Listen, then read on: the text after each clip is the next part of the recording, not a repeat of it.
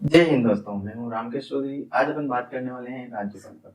राज्यपाल का राजस्थान जीके का अपन टॉपिक है जो लेक्चर 1 से स्टार्ट करते हैं। यहाँ पर अपन पढ़ने क्या वाले हैं, बेसिकली जो राजस्थान जेई का जो सिलेबस है, आरएसएमएसबी ने जो सिलेबस निकाला है उसमें जो ये नया टॉपिक जुड़ा है राजनीतिक व्यवस्था और प्रशासनिक व्यवस्था, इसके ये सारे जो पॉइंट है साथ के साथ इनको अपन एक एक करके कवर करने वाले हैं। आज शुरुआत करेंगे अपन राज्यपाल से, विधानसभा, मुख्यमंत्री, जिला प्रशासन, लोकायुक्त और इन टॉपिकों को करने के बाद में अपन आएंगे स्थानीय नगरीय स्वशासन और 74वां संविधान संशोधन। यहाँ से अपन इनको पर्टिकुलर एक एक टॉपिक को पढ़ने वाले, लगभग 20 से 25 मिनट का एक एक वीडियो रहेगा।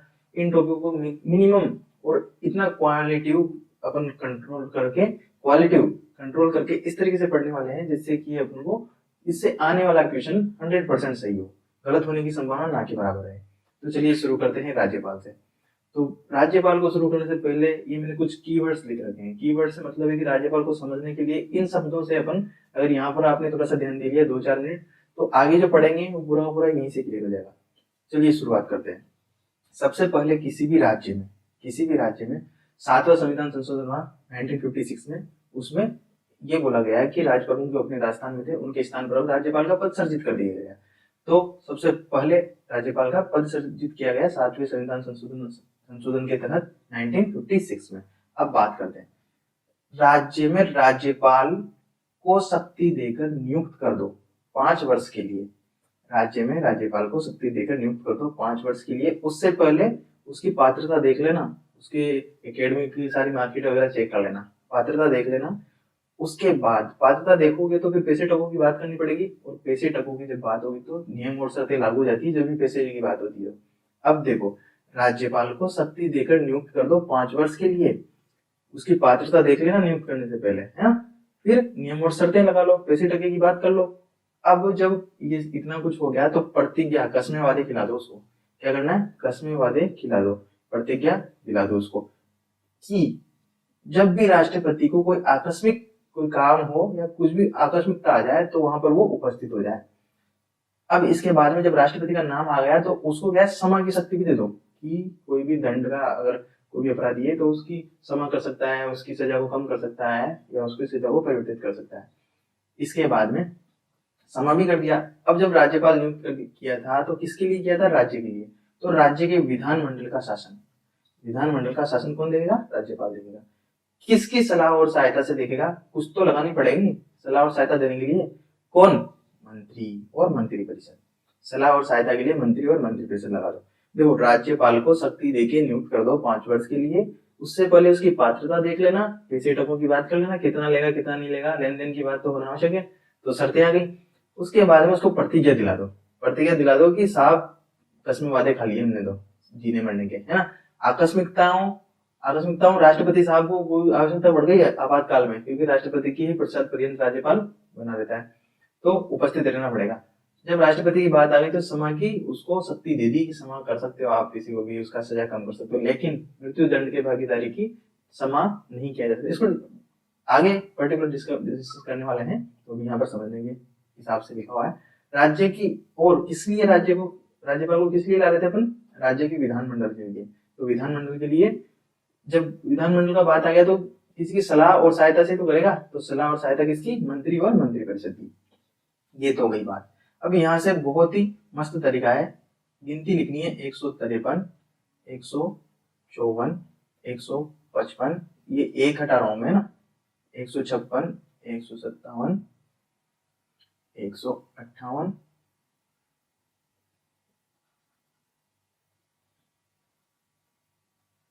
59, 60, 61, 62, 63, 64, सबके पीछे पीछे एक एक है ना, एक एक जा रहा है, 100 के बाद है।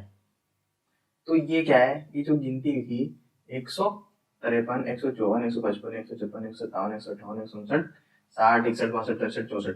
अब यहाँ से एक चीज निकल के आती है। यहाँ से क्या निकल के आती है कि हमारा संविधान बना हुआ है, संविधान अनुच्छेदों में और भागों में बटा हुआ है। तो किस संविधान में राज्यपाल साहब का जिक्र है? तो राज्यपाल का नाम कहाँ पे आया? संविधान के अनुच्छेद 153 में, कि किसी भी राज्य के लिए एक राज्यपाल होगा, ये आ गया। उसकी शक्ति का वर्णन कहाँ है? 154 में। 155 में किसका है, नियुक्ति का। 56 में उसकी 5 वर्ष का कार्यकाल। 57 में उसकी पात्रता कि वो बनने लायक है नहीं है। 58 में नियम और शर्तें पेशे टकों की बात करनी है। 59 में प्रतिज्ञा दिला दो, कसमें वादे खिला दो। 60 में आकस्मिकता हो गई कोई भी तो उसको उपस्थित होना पड़ेगा। 61 में समाधान की शक्ति। 162 में राज्य की विधानसभा मंडल का अनुच्छेद है कि राज्य में विधानमंडल होगा। 163 में जब विधानमंडल होगा तो फिर उसकी सलाह के लिए कौन लाना पड़ेगा अपन को, मंत्रिपरिषद, तो मुख्यमंत्री की बात आ गई 164 में। ये था इसका डिस्क्रिप्टिव। अब अपन क्या है इसको, ये तो छोटे से शब्दों में अपन ने इसको समझ लिया। अब आगे चलते हैं, इसको एक एक अनुच्छेद को अच्छे तरीके से देखते हैं। तो चलिए शुरुआत करते हैं। अनुच्छेद 153 में क्या कहा कि राज्यों के राज्यपाल होगा, प्रत्येक राज्य का एक राज्यपाल होगा और उसी के साथ क्या होगा, एक व्यक्ति को एक से अधिक राज्यों का राज्यपाल भी नियुक्त किया जा सकता है। ये फिक्स है, एक से अधिक, दो या दो से भी अधिक, है ना। 154 में क्या बोला कि उसकी कार्यपालिका शक्ति होगी, कार्यपालिका शक्ति ऐसी होगी कि राज्य का संवैधानिक प्रमुख, कौन सा होगा ये, संवैधानिक प्रमुख। अनुच्छेद 154 में बोल दिया कि राज्यपाल है जो राज्य का संवैधानिक प्रमुख होगा और उसमें राज्य की सारी शक्ति निहित होगी, संविधान की जो भी शक्ति है वो उसमें निहित होगी। वह उस शक्ति का उपयोग खुद या अपने अधीनस्थों की सहायता से, अधीनस्थ कौन से आ जाएगा भी, अपना ये जो मंत्रिपरिषद होगा, मुख्यमंत्री होगा, ये उसके अधीनस्थ में आ जाएंगे। नेक्स्ट 155 में जो बात कर रहे थे अपन इसकी नियुक्ति, नियुक्ति के लिए क्या होता है, राष्ट्रपति साहब इसको नियुक्त करते हैं। राष्ट्रपति साहब को ये अपना वो त्याग पत्र देता है और राष्ट्रपति साहब के हस्ताक्षर से एक पत्र जारी होता है, हस्ताक्षर से ही उस पर सील लगती है उनकी, जिससे इनकी नियुक्ति होती है। पदावधि की बात करते हैं अपन, 5 साल का इनका कार्यकाल होता है। 5 साल के लिए देखो, राष्ट्रपति राज्यपाल के प्रसाद पर्यंत पद धारण करता है। संशोधन, ये वापस वही लाइन आ गई, 5 वर्ष की अवधि होती है। अब यहाँ पर एक चीज है कि उसको 5 वर्ष भी रख सकते हैं या फिर 5 वर्ष से ज्यादा भी हो सकता है, ये निश्चित नहीं है, अपन कितना भी कार्यकाल बढ़ा सकते हैं। और ये जब तक अपना पद नहीं छोड़ता है, जब तक कि दूसरा अधिकारी नहीं आ जाता है, दूसरे उसको राज्यपाल को नियुक्त नहीं किया जाता। ठीक है, तो चलिए नेक्स्ट अनुच्छेद की बात करते हैं। 157 में क्या कहा था अपन ने कि आहारताएं क्या है, इसकी योग्यता क्या है। राज्यपाल के लिए कुछ पढ़ा लिखा होने की जरूरत है नहीं है, लेकिन बात करते हैं पढ़ा लिखा होने की, लेकिन यहाँ पढ़ा लिखे से कोई मतलब नहीं है, अनपढ़ हो तब भी चलेगा, लेकिन भारत का नागरिक होना चाहिए। भारत का नागरिक होना चाहिए और नागरिक भी ऐसा कि वो जन्म से नहीं, जन्म से नागरिक होना आवश्यक नहीं है भाई, भारत में जन्म हो, विदेश से आया हो और यहाँ पर नागरिकता उसने धारण कर ली हो, भारत का नागरिक बन गया हो, तो उसको भी राज्यपाल हम बना सकते हैं। उसकी आयु निश्चित है भाई साहब, 35 वर्ष की आयु उसकी होना आवश्यक है, तभी ये इसके लिए योग्य है। अनुच्छेद 158 में बात करते हैं राज्यपाल पद के लिए शर्तें, जो मैं बात कर रहा था पैसे टके कैसे देने उसको, फीस वीस तो लेगा ना, फीस तो सभी लेते हैं आजकल। राज्यपाल संसद के किसी भी विधानमंडल के किसी भी सदन का सदस्य नहीं होना चाहिए। नियम शर्तें पहले लगा दी, भाई साहब कहीं पे भी काम नहीं करोगे आप, काम धंधे नहीं कर सकते, हमारे गुलाम हो गए, है ना। और किसी भी सदन के सदस्य नेता भी नहीं बन सकते। और अगर किसी सदन की सदस्य हो आप या किसी सदन से निर्वाचित हो गए हो, तो जैसे ही राज्यपाल बन जाओगे तो उससे आप ऑटोमेटिकली वो रिक्त स्थान माना जाएगा कि आप उसके सदस्य नहीं रहे। राज्यपाल कोई भी लाभ का पद हो ही गया, कोई भी शासक है, हाँ मतलब किसी भी सरकारी सेवा का वो बिना पैसे दिए लाभ उठा सकता है, ये हिसाब। अब इसके पैसे की बात करते हैं अपन, तो जो सैलरी होती है राज्यपाल की, सैलरी राज्य की संचित निधि से दी जाती है, लेकिन राज्यपाल को जो रिटायरमेंट के बाद क्या दिया जाता है, रिटायरमेंट के बाद जो पैसे मिलते हैं ना, जो राष्ट्र की संचित निधि से दिए जाते हैं, मतलब केंद्र सरकार उसको देती है रिटायरमेंट के बाद जो सैलरी दी जाती है। आप बताएंगे, मुझे सब याद नहीं आ रहा है क्या है, तो चलिए नेक्स्ट बात करते हैं। राज्यपाल द्वारा शपथ या प्रतिज्ञा। अब राज्यपाल को अगर अपन बिठा रहे हैं तो हमने कहा था कि कसमें वादे तो खिलाई लो, तो कसमें वादे कौन खिलाएगा, राज्य के उच्च न्यायालय का न्यायमूर्ति। ठीक है, राज्य के उच्च न्यायालय का जो अपना न्यायाधीश होगा वो इसको कसमें वादे खिलाएगा। अगर ये अनुपस्थित है, अगर ये अनुपस्थित है तो उस केस में कौन खिलाएगा, उस न्यायालय का एज में, सबसे एज में जो ज्येष्ठ उपलब्ध होगा न्यायाधीश, वो इसको कसमें वादे खिलाएगा, मतलब शपथ दिलाएगा। शपथ ये इसके बारे में लिखी हुई है, इसको कोई जरूरत नहीं है अपन को देखने की। अनुच्छेद 160, हाँ और मैं आपको जानकारी दे दूं कि अगर आपको ये पीडीएफ आसानी से मिल जाएगी, लिखने की कोई जरूरत नहीं है। पीडीएफ कहाँ पे मिलेगी, इस वीडियो के नीचे लिंक में, डिस्क्रिप्शन में मैं एक लिंक डालूंगा टेलीग्राम चैनल का, वो आप ज्वाइन करना है, ज्वाइन करके वहां से आप पीडीएफ डाउनलोड करके आराम से पढ़ सकते हैं। दोस्तों अगर अभी तक भी आपने वीडियो को सब्सक्राइब नहीं किया है और लाइक नहीं किया है वीडियो को लाइक कर लें, चैनल को सब्सक्राइब कर लें, अपने दोस्तों के साथ शेयर करें, कमेंट करके बताते रहिएगा कि वीडियो आपको कैसा लग रहा है। अनुच्छेद 160 में क्या है, कुछ आकस्मिकता हो, वही मैं कह रहा था आपसे कि जब भी राष्ट्रपति को कोई आकस्मिक उसमें आवश्यकता पड़ गई तो इसकी उपस्थिति आवश्यक है। 161 की बात कर रहे थे कि क्षमा, अनुच्छेद 161 में राज्यपाल के पास कुछ शक्तियां होती है। कोई भी खूनी हो गया, खूनी को अगर मौत की सजा हो गई, फांसी की सजा हो गई, तो राज्यपाल उसमें कुछ भी नहीं कर सकता, उसमें उसको ना तो कम कर सकता है और ना ही उसको माफ कर सकता है। राज्यपाल ओनली उसको स्थगित कर सकता है। उसको माफ करना और कम करने की जो पावर होती है ओनली राष्ट्रपति के पास होती है। कार्यपालिका शक्ति का विस्तार, और यहाँ पर लिखा हुआ है कि जैसे किसी भी व्यक्ति को नॉर्मल किसी सजा में अगर दंड मिला हुआ है तो उस दंड को क्षमा कर सकता है, उस दंड को विलंब कर सकता है, उस दंड को कम कर सकता है ना। तो ये पर विलंब और प्रतिहार, दंडात्मक आदेश को निलंबन, आदेश कोई दे दिया, किसी को दंड दे दिया तो उसको निलंबित कर सकता है, या फिर उसको जैसे मान लीजिए 10 साल की सजा दी है तो उस 10 साल की सजा को कम करके 3 साल 2 साल लघुकरण की शक्ति भी इसके पास होती है उसको सजा को कम करने की। नेक्स्ट 163 में क्या कर रहे हैं अपन, राज्यपाल की सहायता और सलाह देने के लिए मंत्रिपरिषद। मैंने कहा था कि एक स्टेटमेंट है कि अनुच्छेद 163 में लिखा हुआ है कि राज्यपाल स्व विवेक से तो कुछ कार्य कर ही सकता है, लेकिन अगर कोई दूसरे कार्य हैं तो वो उसके लिए उसको सलाह के लिए मंत्री और मंत्रिपरिषद की आवश्यकता है। तो यहां से आ गया कि रोल में आ गए अपने मुख्यमंत्री साहब। मुख्यमंत्री साहब जैसे रोल में आए तो अनुच्छेद 164 में हमने कह दिया कि मुख्यमंत्री की नियुक्ति राज्यपाल करेगा।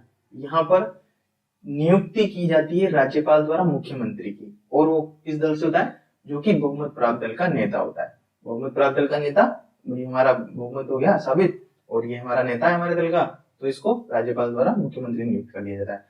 अब मुख्यमंत्री सलाह देगा, साहब इसको ये मंत्रिमंडल दे दो, इसको ये मंत्रिमंडल दे दो, इसको ये, अभी जो विस्तारित हुए हैं राजस्थान में मंत्रिमंडल विस्तारित हुआ है ना, तो ये सब राज्यपाल ने किया है, लेकिन राज्यपाल ओनली कठपुतली मात्र है। जो मुख्यमंत्री कहेगा और जो मंत्रिमंडल कहेगा वो उसको मानना पड़ेगा। मेन जो चलना है प्रशासनिक कार्य वो मुख्यमंत्री के द्वारा चलाया जाता है, लेकिन संवैधानिक प्रमुख हो जाता है। प्रशासनिक प्रमुख तो कौन हो गया, अपना मुख्यमंत्री। संवैधानिक प्रमुख कौन हो गया, अपना राज्यपाल। तो यहाँ पर एक इंपोर्टेंट लाइन लिखी हुई है कि छत्तीसगढ़, झारखंड, मध्य प्रदेश और उड़ीसा ये पिछड़े राज्य हैं।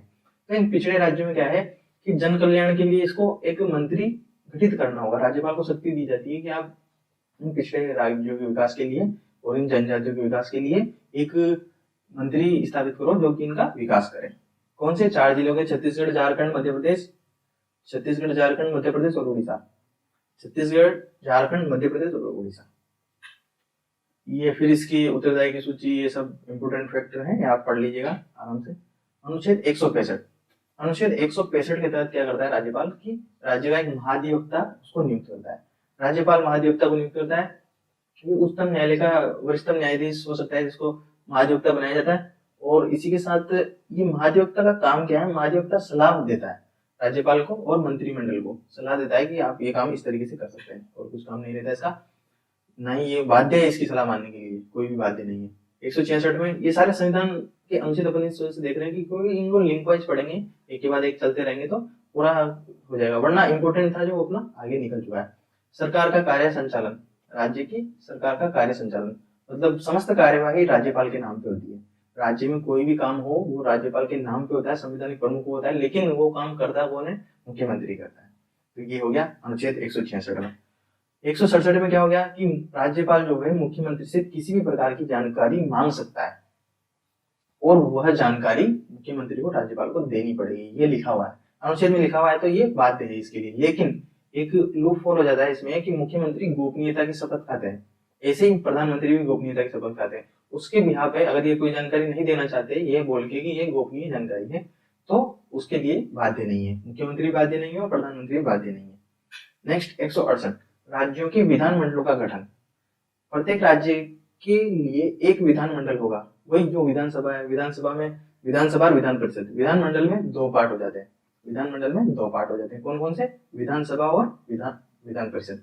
अपने ये राज्य हैं जिनमें 2 सदन हो गए, बिहार, महाराष्ट्र, कर्नाटक और यूपी, इनमें 2 सदन है, एक तो विधान परिषद और एक विधानसभा। अन्य राज्यों में एक एक सदन है, अपने राजस्थान में एक ही सदन है विधानसभा। यहाँ पे भी विधानमंडल भी गठित, विधान परिषद भी गठित किया जा सकता है लेकिन उसकी आवश्यकता नहीं है। ये 4 राज्य याद रखने हैं, बिहार हो गया, महाराष्ट्र हो गया, कर्नाटक हो गया और यूपी हो गया। इन चारों में 2-2 सदन है। अभी क्योंकि यहाँ पर चुनाव चल रहे हैं यूपी में तो यहाँ पर कितनी सीटें हैं विधान परिषद की, विधानसभा की, ये आप कमेंट करके बताएंगे, ये मैं भी आपको डिस्क्लोज नहीं करूंगा। जहां किसी राज्य के विधानमंडल के 2 सदन है तो वहां एक का नाम विधानसभा और दूसरे का नाम विधान परिषद। ये हो गया। चलिए नेक्स्ट चलते हैं। नेक्स्ट क्या, राज्यपाल के इंपोर्टेंट जो पॉइंट्स थे वो तो यहाँ खत्म हो चुके हैं। अगला टॉपिक अपन राज्य की विधानसभा को डिस्कस करते हैं नेक्स्ट वीडियो में। वीडियो अगर इन्फॉर्मेटिव लगा हो तो चैनल को सब्सक्राइब करें, वीडियो को लाइक करें और अपने दोस्तों के साथ शेयर करें। मिलते हैं नेक्स्ट वीडियो में, आज के लिए इतना ही। जय हिंद। जय हिंद दोस्तों, मैं हूं रामकेश चौधरी। आज हम बात करने वाले हैं अपने राज्य की विधानसभा पर। विधानसभा की शुरुआत करने से पहले विधानमंडल जो है उसको समझना पड़ेगा, किस तरीके से विधानसभा का गठन होता है, क्या होता है, ये अपन बात करने वाले हैं। इससे पहले अपन ने डिस्कस किया था कि राज्यपाल क्या होता है, राज्यपाल की शक्तियां और उसके सारे अनुच्छेद अपन यहाँ पे डिस्कस कर लिए हैं। तो आज शुरुआत करने वाले अपन विधानमंडल की। अपन जो राजस्थान जीके का जो सिलेबस का नया टॉपिक ऐड हुआ है अपने RSM-SSB के जेईई के सिलेबस में, उसमें से ये सारे टॉपिक पढ़ने वाले हैं। राज्यपाल का अपन पढ़ चुके हैं, विधानसभा का आज अपन स्टार्ट कर रहे हैं। तो ये हमारा संविधान था, इस तरीके से इसको बनाया था तब की फोटो है ये। और चलिए शुरुआत करते हैं। अनुच्छेद 168 से लेकर 212 तक, अनुच्छेद 168 से लेकर 212 तक अपने विधानमंडल का वर्णन, कार्यप्रणाली, प्रक्रिया क्या क्या होता है, ये सारे इसमें अनुच्छेद वाइज लिखे हुए हैं। ये संविधान के भाग 6 में लिखा हुआ है कि जिस प्रकार सेंटर में संसद होती है उसी प्रकार राज्य में विधानमंडल होता है। विधानमंडल का जो निर्माण होता है, विधानमंडल किसे बोलते हैं, विधानमंडल के निर्माण में 3 चीजें आती है। एक तो आता है राज्यपाल, एक आती है विधानसभा, और एक होती है विधान परिषद। इन तीनों से मिलकर विधानमंडल का निर्माण होता है। अब यहाँ पर राजस्थान की बात अगर अपन करें तो यहाँ पर ओनली विधानसभा है, विधान परिषद का प्रावधान नहीं है, मतलब विधान परिषद यहाँ पर नहीं है, ओनली विधानसभा का गठन है। और राज्यपाल यहाँ पर उसके प्रशासनिक जो शासक है वो तो होंगे मुख्यमंत्री, लेकिन संवैधानिक शासक के रूप में राज्यपाल होंगे।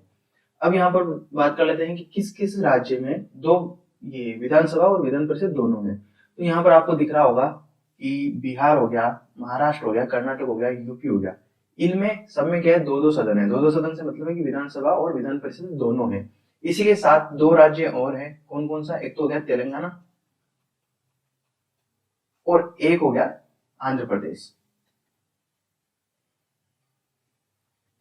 इन दोनों में भी क्या है, इन दोनों में भी विधानसभा और विधान परिषद का गठन है, मतलब ये दोनों है। तो अपने पास राज्य हो गए 6, जिनमें 6 राज्य में क्या है, दोनों सदन है। दोनों सदन से मतलब विधानसभा और विधान परिषद है। बिहार, महाराष्ट्र, कर्नाटक, उत्तर प्रदेश, तेलंगाना और आंध्र प्रदेश। पिछली वीडियो में अपन ने डिस्कस किया था इसके बारे में। नेक्स्ट है, जहां किसी राज्य के विधानमंडल के 2 सदन है, अगर 2 सदन है तो एक का नाम विधान परिषद, दूसरे का विधानसभा होगा। ये अपन पहले ऑलरेडी डिस्कस कर चुके हैं, विधानसभा होगा। अपने राजस्थान में विधानसभा ही है। नेक्स्ट अनुच्छेद की बात करते हैं, अनुच्छेद 169। अब इसमें आपको मैं एक चीज बता दूं कि जो ये हम पढ़ रहे हैं यहाँ पर विधानमंडलों में, अनुच्छेद का इंपॉर्टेंस कहाँ पे था, राज्यपाल वाले चैप्टर में। राज्यपाल से संबंधित अनुच्छेद जरूर पूछ लिए जाते हैं, लेकिन विधानसभा से संबंधित अनुच्छेद नहीं पूछे जाएंगे। इसकी प्रणाली जो है, किस तरीके से काम करती है, किस तरीके से इसको एक्टिवेशन होता है हर काम का, ये यहाँ पर अपन डिस्कस करने वाले हैं। तो अनुच्छेद 169 में क्या है, विधानसभा अपन को पढ़ना है, लेकिन उससे पहले विधान परिषद को भी जान लेते हैं। विधान परिषद के जो गठन का है, सृजन का जो तरीका है, वो अनुच्छेद 169 में लिखा हुआ है। इसमें लिखा हुआ है कि जो राज्य की विधानसभा है वो एक स्पेशल बहुमत के साथ एक वो विधेयक पारित करेगी और संसद को भेजेगी, सेंटर में भेजेगी। सेंटर उस पर अगर एग्री होता है तो ही विधान परिषद का निर्माण हो सकता है किसी भी राज्य में, और उसका विघटन भी किया जा सकता है इसी के द्वारा, सेंटर के द्वारा। तो यहाँ पर ये बहुमत लिखा हुआ है, कम से कम 2/3 बहुमत से पारित करके इसको भेजा जाएगा। ये है 169 में। अनुच्छेद 170 की बात अपन करें, अनुच्छेद 170 में इसकी संरचना के बारे में। अब आ गया अपना मेन टॉपिक, विधानसभा की संरचना के बारे में यहाँ पर अपन डिस्कस करने वाले हैं। यहाँ पर लिखा हुआ है कि विधानसभा की जो अधिकतम सीटें है ना, वो 500 हो सकती है और न्यूनतम सीटें 60 से कम नहीं होनी चाहिए। किसी भी राज्य में विधानसभा की अधिकतम सीटें 500 हो सकती है। जैसे कि अभी अपने भारत में सबसे ज्यादा 403 सीटें यूपी में है। यूपी में कितनी है, 403 सीटें। 403 सीटें हैं यूपी में, जिन पर अभी चुनाव चल भी रहे हैं, और न्यूनतम जो है वो 60 से कम नहीं होनी चाहिए विधानसभा की सीटें। अब यहाँ पर बात करें अपन, ये किस तरीके से जनसंख्या के अनुसार इनको बांटा जाता है, और ये फिक्स की हुई है 2026 तक, इनमें कोई बदलाव नहीं होगा 2026 तक। अब देख लेते हैं कि किस राज्य में कितनी सीटें हैं। यहाँ पर सारा डाटा मैंने आपको प्रोवाइड करा दिया है। लोकसभा की सीटें, राज्यसभा की मतलब किसी भी राज्य में लोकसभा के कितने सदस्य हो सकते हैं, राज्यसभा के कितने हो सकते हैं, और विधानसभा, विधायक से आ जाएगा यहाँ पर विधानसभा के। विधान परिषद के बारे में भी जो अपने 6 राज्य हैं उनमें विधान परिषद है, उनके बारे में भी इसके सदस्य लिखे हुए हैं। यूपी में 403 है यहाँ पर, ये 4 नहीं है, 403 सीटों पे यूपी में है, जबकि लोकसभा की सीटें वहां पर 80 है, राज्यसभा की सीटें 31 है और विधान परिषद की सीटें 100 है। तो इस तरीके से सारे आपको देख लेने हैं। यूपी हो गया, विधान परिषद, महाराष्ट्र हो गया, बिहार हो गया, कर्नाटक हो गया, आंध्र प्रदेश हो गया, जो हमने डिस्कस किए थे।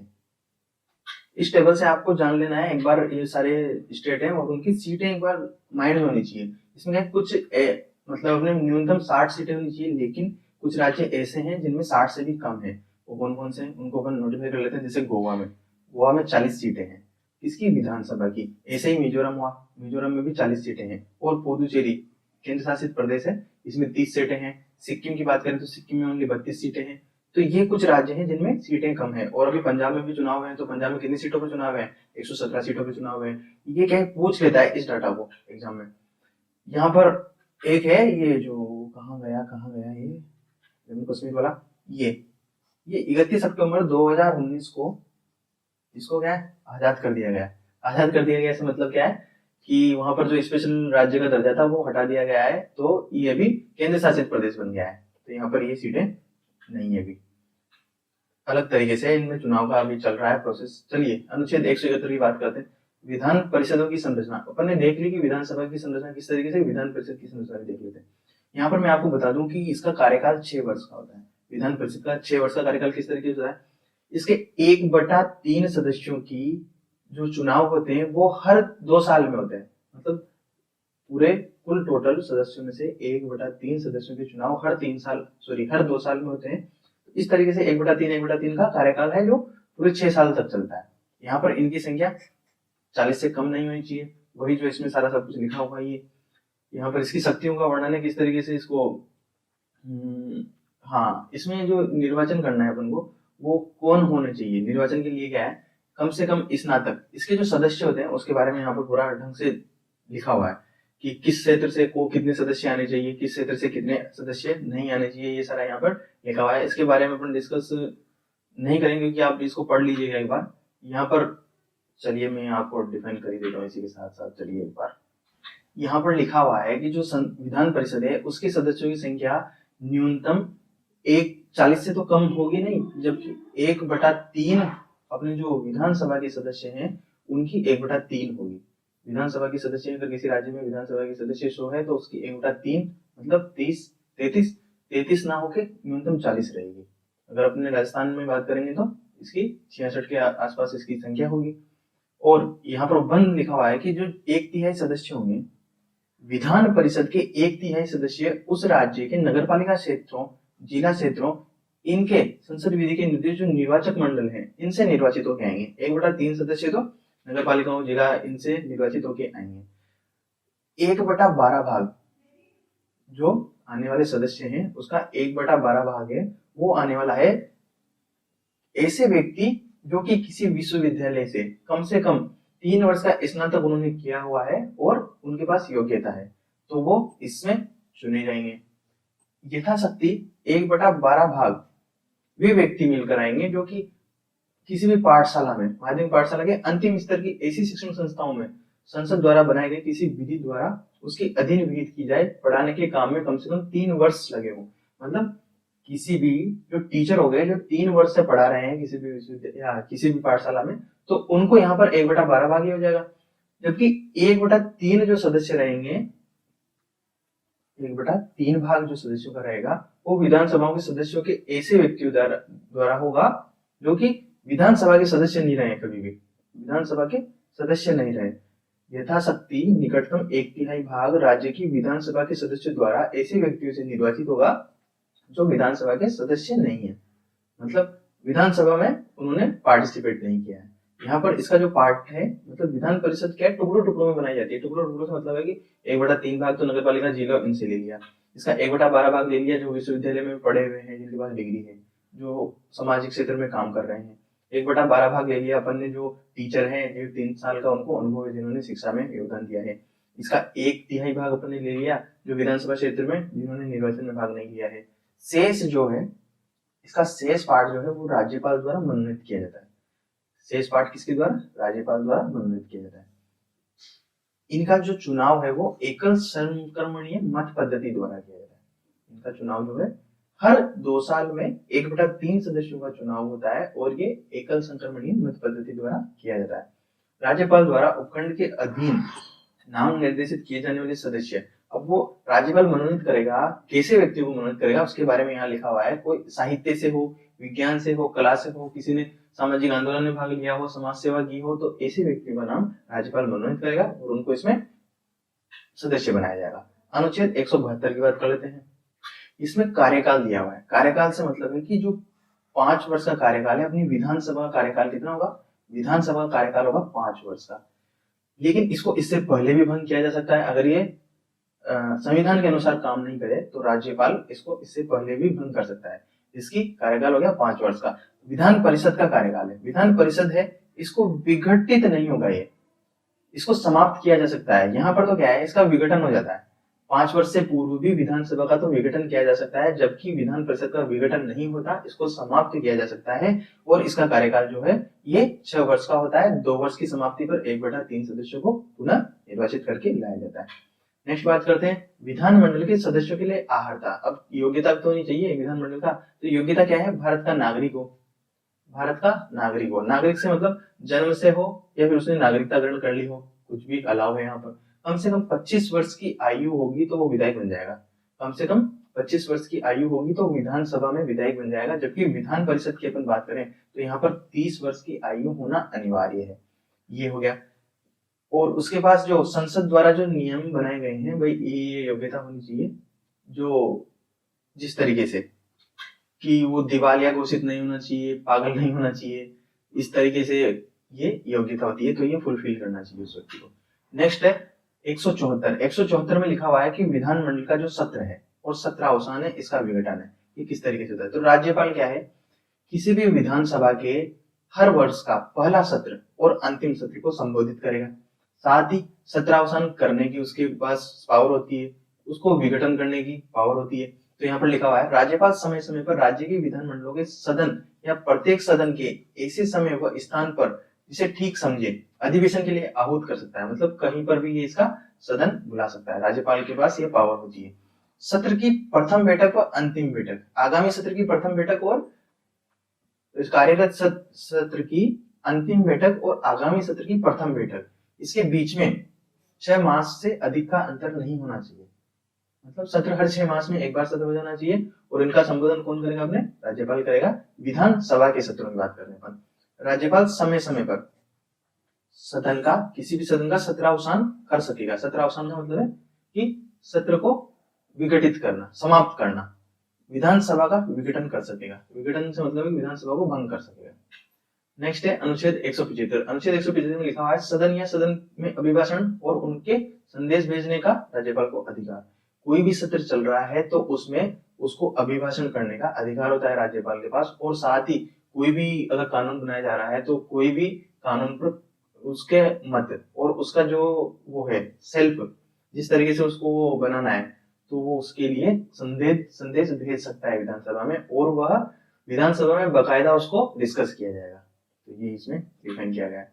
राज्यपाल का विशेष अभिभाषण। विशेष अभिभाषण से मतलब है कि राज्यपाल विधानसभा के प्रत्येक साधारण निर्वाचन के पश्चात, मतलब विधानसभा निर्वाचित होकर बनी है तो प्रथम सत्र, जो भी मैं बोल रहा था, जो सत्र का प्रथम है, आरंभ है, और प्रत्येक वर्ष के प्रथम सत्र के आरंभ में विधानसभा को संबोधित करेगा। कौन? राज्यपाल संबोधित करेगा। और विधानसभा को बुलाने का, आह्वान करने का भी राज्यपाल को हक होता है। सदन या प्रत्येक सदन की प्रक्रिया का विनियमन करने वाले नियमों द्वारा ऐसे अभिभाषण में निर्देश विषयों की चर्चा करने के समय नियत करने के लिए उपबंध किया जाएगा। मतलब किसी भी सदन को किस तरीके से सत्रावसान करना है या सत्र बुलाना है, तो इसके नियम जो है वो राज्यपाल निर्धारित करेगा। नेक्स्ट है अनुच्छेद 177। इसमें क्या है? सदनों के बारे में मंत्रियों और महाधिवक्ताओं के अधिकार। अब जो मंत्री और महाधिवक्ता है वो राज्यसभा नहीं, विधानसभा और विधान परिषद, इन दोनों के किसी भी सत्र में या किसी भी जो सभा होगी उस सत्र में भाग ले सकते हैं, ये उसमें अपना मत रख सकते हैं, बल्कि लेकिन मत नहीं रख सकते, मत नहीं दे सकते। उसमें जो निर्णय लिया जाएगा उसमें मत नहीं दे सकते, अपनी बात को रख सकते हैं, ये उसमें भाग ले सकते हैं। बस इनके पास ये अधिकार होता है, महाधिवक्ता और मंत्रियों के पास। जो उसके स्थायी सदस्य हैं वही उसमें मत करेंगे। विधानसभा का अध्यक्ष और उपाध्यक्ष, हर एक विधानसभा के लिए एक अध्यक्ष और उपाध्यक्ष का निर्वाचन किया जाएगा। ये आज अपन ने ये टॉपिक से डिसाइड लिया है कि इसके बाद अपन मंत्री जी को पढ़ेंगे ना, मुख्यमंत्री जी को, अशोक गहलोत जी को, तो उसमें आसान रहेगा। पहले जान तो लें कि इनकी क्या प्रक्रिया है, किस तरीके से काम करते हैं। तो विधानसभा का अध्यक्ष और उपाध्यक्ष चुना जाएगा। जैसे ही निर्वाचन द्वारा विधानसभा का निर्माण हुआ तो सबसे पहले उसके सदस्यों में से एक को अध्यक्ष और एक को उपाध्यक्ष बना दिया जाएगा। उसके बाद फिर बहुमत से वो विधानसभा के सदस्य अपना एक अध्यक्ष चुनेंगे। ये होता है इसकी प्रक्रिया। अनुच्छेद 179 में अध्यक्ष या उपाध्यक्ष का पद रिक्त होने व पद त्याग के पद से हटाया जाना। हाँ, अगर पद रिक्त है तो वो अपन में से चुन के ही किसी को, एक को, विधानसभा के निर्वाचित सदस्य स्वयं में से किसी एक को चुनकर, एक पहले तो बिना चुने अध्यक्ष बना देते हैं, फिर उसके बाद उसका चुनाव करके सब सर्वसम्मति से एक अध्यक्ष और उपाध्यक्ष का चयन करते हैं। त्याग पत्र की बात करें अपन तो त्याग पत्र है जो ये किसको देगा अपना, हाँ, यहाँ पर लिखा हुआ है कि जो सदस्य है वो सदस्य अपने अध्यक्ष का चुनाव करेंगे। अब अध्यक्ष का चुनाव करेंगे तो अध्यक्ष और उपाध्यक्ष दो हो गए, तो उपाध्यक्ष तो अपना जो इस्तीफा है वो मैं हस्ताक्षर अध्यक्ष को सौंप देगा, और अध्यक्ष जो है अपना इस्तीफा किसको सौंप देगा, उपाध्यक्ष को। दोनों एक साथ तो रिजाइन करेंगे नहीं, एक दूसरे को ये अपना ये सौंप देंगे। जबकि अगर इसको पद से हटाना है तो पद से हटाने के लिए क्या है, विधानसभा में तत्कालीन समस्त सदस्यों द्वारा एक संकल्प पारित किया जाता है। वो संकल्प पारित होने के बाद उपाध्यक्ष को, संकल्प पारित होने के बाद अध्यक्ष को अपने पद से हटा दिया जाता है। अब यहाँ पर जब तक कि नया सदस्य या नए सत्र का आह्वान नहीं होता तब तक वो अपने पद पर बना रहेगा, और उसको क्या है 14 दिन पहले सूचित भी करना पड़ता है कि हम आपके खिलाफ एक संकल्प पारित कर रहे हैं, ताकि वो अपना मत रख सके। अनुच्छेद 180 की बात कर लेते हैं। 180 में लिखा हुआ है कि अध्यक्ष के पद की कर्तव्यों का पालन करने या अध्यक्ष के रूप में कार्य करने की उपाध्यक्ष व अन्य व्यक्तियों की शक्ति। जैसे किसी भी सत्र का जो सत्रावसान है उसके लिए अध्यक्ष होना आवश्यक है। अगर अध्यक्ष नहीं है तो राज्यपाल अपने विवेक से या पूरे सभा सदस्यों के उसके आधार पर एक अध्यक्ष और उपाध्यक्ष को नियुक्त करेगा। अगर वो दोनों भी उपस्थित नहीं है और सत्र बुलाया जा रहा है तो विधानसभा अपन में से स्वयं में से उनमें से एक व्यक्ति को अध्यक्ष बनाएगी। अगर वह भी नहीं है तो किसी ऐसे व्यक्ति को अध्यक्ष बनाकर इसको आगे किया जाएगा। मतलब प्रक्रिया है, एक ना एक अध्यक्ष होना आवश्यक है। कुल मिलाकर यहाँ पर एक बात निकल जाती है। अनुच्छेद 181 में लिखा हुआ है जब अध्यक्ष व उपाध्यक्ष को पद से हटाने का कोई संकल्प विचाराधीन है तब उसका पीठासीन न होना। ये है कि अध्यक्ष और उपाध्यक्ष के खिलाफ ये चल रहा है, संकल्प लाया हुआ है विधानसभा में, तो उस वक्त क्या है वह अपनी गद्दी पर नहीं बैठेंगे, उनके द्वारा कोई भी निर्णय नहीं लिया जाएगा और उनको अध्यक्ष नहीं माना जाएगा। ये है विधान परिषद का सभापति या उपसभापति। विधानसभा में तो अध्यक्ष और उपाध्यक्ष की बात थी, विधान परिषद की जब बात आती है तो यहाँ पर सभापति और उपसभापति के नाम से दो पद हैं, सभापति और उपसभापति। विधान परिषद वाले प्रत्येक राज्य की विधान परिषद यथाशीघ्र अपने 2 सदस्यों को, अब यहाँ पर क्या है, विधान परिषद के जो सारे सदस्य हैं अपने 2 सदस्यों में से एक को तो सभापति चुनेंगे और एक को उपसभापति चुनेंगे। जब जब सभापति या उपसभापति का रिक्त पद होता है तब तक परिषद को किसी अन्य सदस्य को सभापति और उपसभापति चुनेगी। जब तक इनका चयन नहीं किया जाता है तब तक क्या है, किसी भी अन्य व्यक्ति को सभापति और उपसभापति चुना जाता है।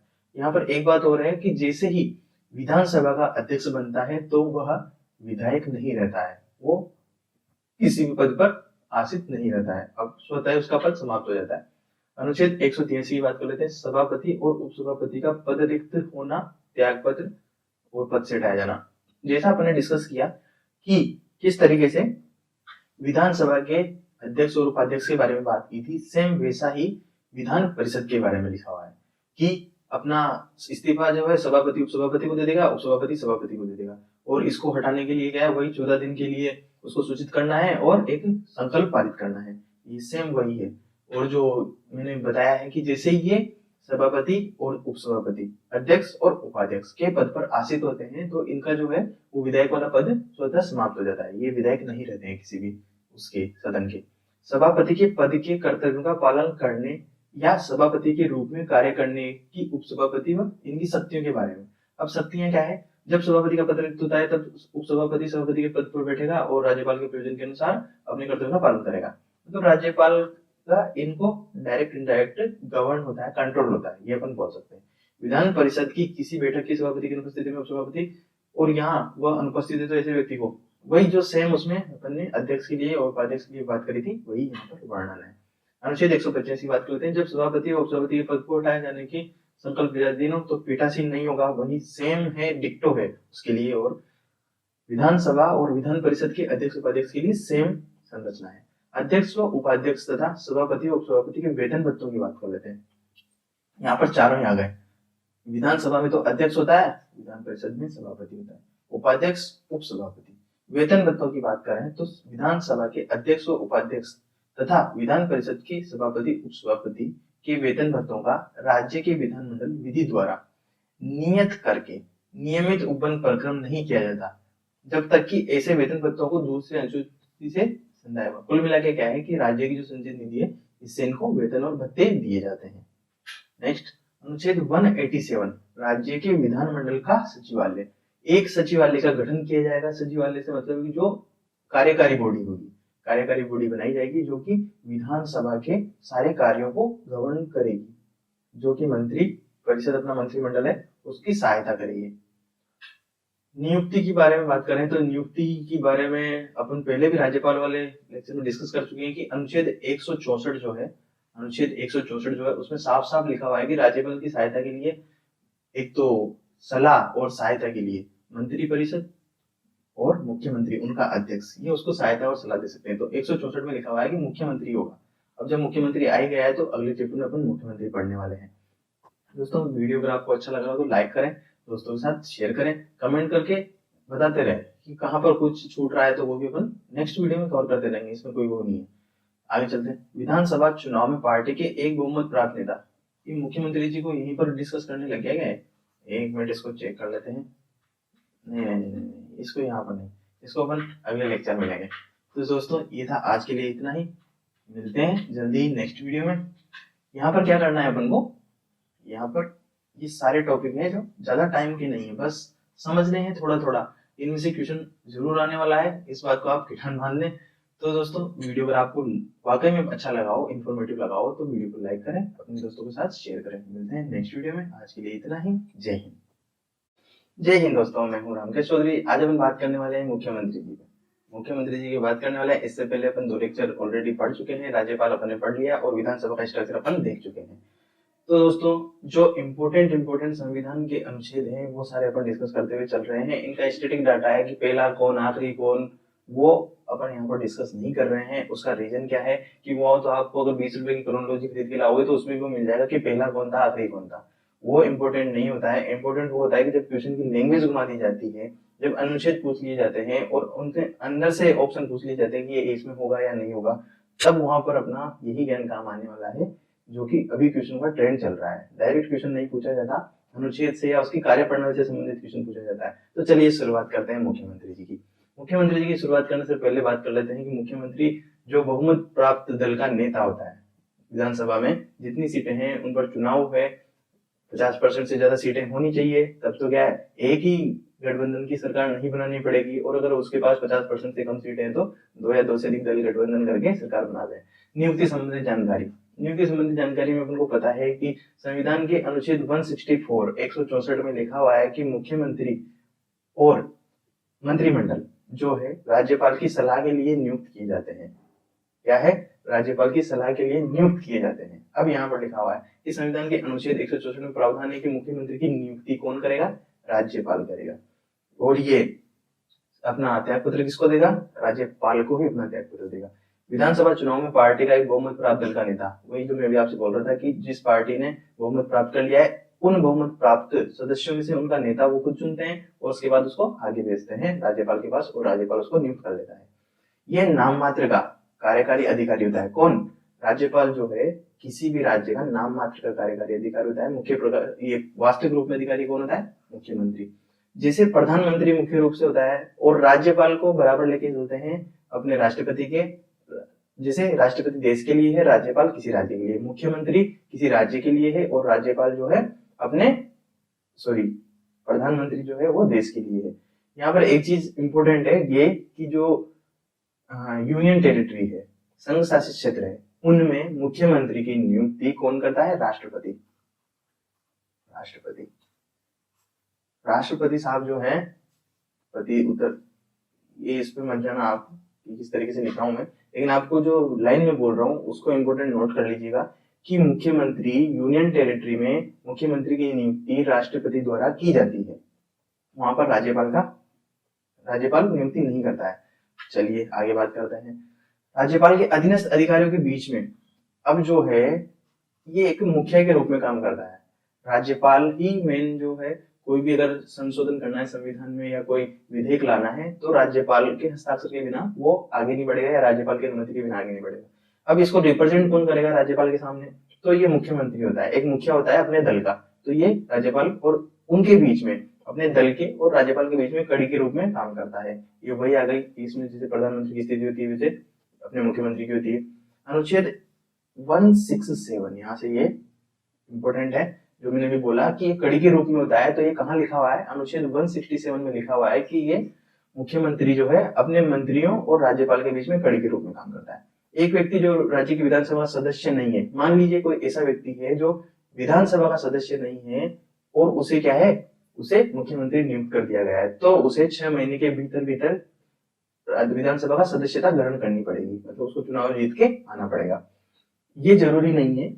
एक इंपोर्टेंट आपको मैं बता दूं लाइन कि मुख्यमंत्री जो है वो विधानसभा का ही सदस्य हो। अपन ने कल ही पढ़ा था कि विधान परिषद का भी गठन होता है, लगभग 6 राज्यों में विधानसभा है, विधान परिषद है। तो विधान परिषद में कोई अगर व्यक्ति है और उसको अगर मुख्यमंत्री बना दिया जाता है तो वो मुख्यमंत्री रहेगा।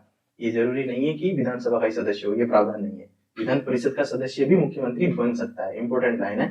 इसके कार्यकाल की बात करें मुख्यमंत्री के कार्यकाल की, तो बेसिक सी बात है कि जब तक विधानसभा रहेगी तब तक इसका कार्यकाल रहेगा। तो कार्यकाल हो गया मोटे मोटे तौर पर 5 वर्ष का, 5 वर्ष का कार्यकाल हो गया। लेकिन यह जो है राज्यपाल इसको नियुक्त करता है तो ये राज्यपाल के प्रसाद पर्यंत अपने पद पर बना लेता है। राज्यपाल इसको बीच में भी हटा सकता है। किस केस में? जब यह अविश्वास मत है जो वो अगर पारित हो जाता है तो उस केस में राज्यपाल इसको 5 वर्ष से पूर्व भी हटा सकता है और विधानसभा को भंग कर सकता है। तो यहाँ पर जो है राज्यपाल के प्रसाद पर्यंत अपने पद पर बना लेता है। इसकी जो लिमिट है, जब तक विधानसभा रहेगी तब तक ये रहेगा। राज्यपाल इसे बर्खास्त नहीं कर सकता। एक इंपॉर्टेंट फैक्टर है कि बीच में राज्यपाल इसको बर्खास्त नहीं कर सकता। राज्यपाल के पास इतनी पावर नहीं होती है कि वो किसी भी स्टेट के सीएम को हटा दे, जब तक कि वो अपना बहुमत है, विश्वास मत है जो जब तक खो नहीं देता विश्वास, और विश्वास मत जब तक पारित नहीं होता तब तक राज्यपाल इसको नहीं हटा सकता, बर्खास्त नहीं कर सकता। ये इंपॉर्टेंट है। और जो त्याग पत्र है, त्याग पत्र के लिए मैंने आपको बता ही दिया कि अगर विश्वास मत खो देता है तो अपना त्याग पत्र राज्यपाल को देगा। जैसे ही राज्यपाल को मुख्यमंत्री अपना त्याग पत्र देता है तो समस्त जो विधानसभा के जो मंत्री है, मंत्रिपरिषद है, उसका त्याग पत्र माना जाता है, पूरी बंद हो जाती है, दोबारा चुनाव होने की स्थिति आ जाती है। शक्तियों की बात करेंगे तो शक्तियों की बात करेंगे मंत्रिपरिषद के संबंध में। राज्यपाल केवल उन्हीं व्यक्तियों को मंत्री के रूप में नियुक्त करता है जिनकी सिफारिश मुख्यमंत्री करता है। समझ रहे हैं आप? जो मंत्री बनाए जाते हैं, जैसे विभागों का बंटवारा किया जाता है और अलग अलग मंत्री बनाए जाते हैं, तो जिन मंत्रियों के नाम मुख्यमंत्री राज्यपाल को देता है उन्हें राज्यपाल मंत्री नियुक्त करता है उस विभाग का। तो यहाँ पर मुख्यमंत्री का कोई रोल नहीं होता है कि इसको मंत्री बना दिया, उसको मंत्री बना दिया। मंत्री बनाने का काम राज्यपाल का है, लेकिन वो एक कठपुतली के रूप में है कि राज्यपाल मंत्री बना रहा है। यहाँ पर एक्चुअल में जो है फिनोमेना मुख्यमंत्री का ही रोल रहता है कि मुख्यमंत्री जिस नाम को देता है उसको राज्यपाल को स्वीकार करना पड़ता है। वह मंत्रियों के बीच में विभागों का आवंटन में फेरबदल कर सकता है। अब मुख्यमंत्री साहब क्या है, इसको विभाग कौन सा देना है, इस वाले मंत्री को विभाग कौन सा देना है, इसका ये ले लो और इसका छीन लो, ये काम मुख्यमंत्री का रहता है। जैसे अभी अपने मंत्रियों का विभाग बदले गए हैं, उनसे वापस से मंत्री पद से इस्तीफा लिया और दोबारा से विभागों का बंटवारा किया गया। वह पद से इस्तीफा देकर मंत्रिपरिषद का विघटन कर सकता है। जैसे अभी मैंने बोला था कि मुख्यमंत्री अगर इस्तीफा देता है तो संपूर्ण मंत्रिपरिषद का इस्तीफा माना जाता है। राज्यपाल के संबंध में वही 167 जो एक कड़ी के रूप में अपन पहले डिस्कस कर चुके हैं। अब क्या है, एक इम्पोर्टेंट है जो अपने राज्यपाल में छोड़ दी थी और यहाँ पर उसको कवर कर रहे हैं, छोड़ी नहीं थी, वहां पे स्किप हो गई थी वो। ये है कि राज्यपाल जो है अपने आरपीएससी हो गया, राजस्थान लोक सेवा आयोग हो गया, राजस्थान का महाधिवक्ता हो गया, चुनाव आयोग का अध्यक्ष हो गया, ऐसे यूनिवर्सिटी हो गई, उनके जो वीसी होते हैं वाइस चांसलर, इनके वाइस चांसलर हो गए, सरकारी यूनिवर्सिटी हो गए, इनके अध्यक्षों की नियुक्ति राज्यपाल करता है, लेकिन किसकी सलाह पे करता है? वो मुख्यमंत्री की सलाह पे करता है। महत्वपूर्ण तथ्य क्या है? मुख्यमंत्री की सलाह पर इनके अध्यक्षों की नियुक्ति की जाती है। और अध्यक्षों के साथ साथ एक और शब्द इंपॉर्टेंट है कि जो ये जितने भी डिपार्टमेंट हैं जिनके अध्यक्षों की नियुक्ति राज्यपाल करता है, उनके सदस्यों की नियुक्ति भी राज्यपाल द्वारा ही की जाती है। समझ गए आप? और चयन की एक समिति बनाई जाती है, उस चयन की समिति का अध्यक्ष जो है मुख्यमंत्री होता है। चयन की समिति का अध्यक्ष मुख्यमंत्री, लेकिन नियुक्ति कौन करेगा? राज्यपाल। ये इंपॉर्टेंट है, ठीक है। राज्यपाल ही है, सॉरी, मुख्यमंत्री जो है वो राज्यपाल को बोलता है कि आप सत्र बुलाओ, सत्र का आयोजन करो, सत्रावसान और सत्र का स्थगन करो। तो ये किसकी सलाह पे करता है राज्यपाल? मुख्यमंत्री की सलाह पर। जैसे अभी बंगाल में हुआ था, धन विधेयक आना था और धन विधेयक आने से पहले ही मुख्य राज्यपाल ने उसको प्रोवोक कर दिया, आगे बढ़ा दिया, मतलब विधानसभा को भंग कर दिया। भंग करने से मतलब है कि वो मुख्यमंत्री ने उसको बोला कि अभी हम चुनाव की वजह से इसमें बिजी हैं, तो अभी इसको आपको आगे बढ़ाना है। तो ये सीन हुआ था अभी थोड़े दिन पहले, वहां पर राज्यपाल और मुख्यमंत्री के बीच में युद्ध भी चल रहा है हल्का हल्का, तो इस वजह से माना जा रहा था, लेकिन निकल के आया कि खुद मुख्यमंत्री ने बोला था। राज्य के विधानमंडल के संबंध में, विधानमंडल की बात करें अपन, सभी नीतियों की घोषणा उसके द्वारा सदन के पटल पर की जाती है। मतलब क्या है कि जो विधानसभा के जो सत्र होते हैं उन पर कोई भी घोषणा करनी है तो वो मुख्यमंत्री ही करेगा, कोई मंत्री नहीं करेगा। वह राज्यपाल को विधानसभा को भंग करने की सिफारिश दे सकता है। भंग करने से मतलब स्थगित कर दो, आगे बढ़ाओ, आगे चलते।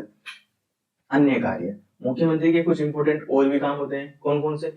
कोई भी योजना है, अगर योजना लागू करनी है तो उसके लिए एक बोर्ड बनाता है और उस बोर्ड का अध्यक्ष जो है खुद मुख्यमंत्री होता है।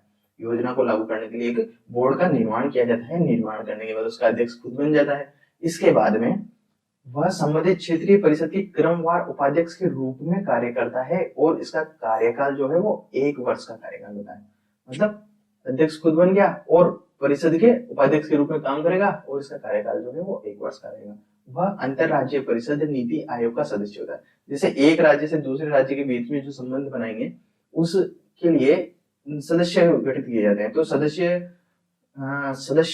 रहता है मुख्यमंत्री, अंतरराज्यीय परिषद जिसका निर्माण होता है, और नीति आयोग जो बनता है उसका भी सदस्य रहता है। इन दोनों परिषदों का अध्यक्ष डायरेक्ट कौन है? अपने पीएम साहब है।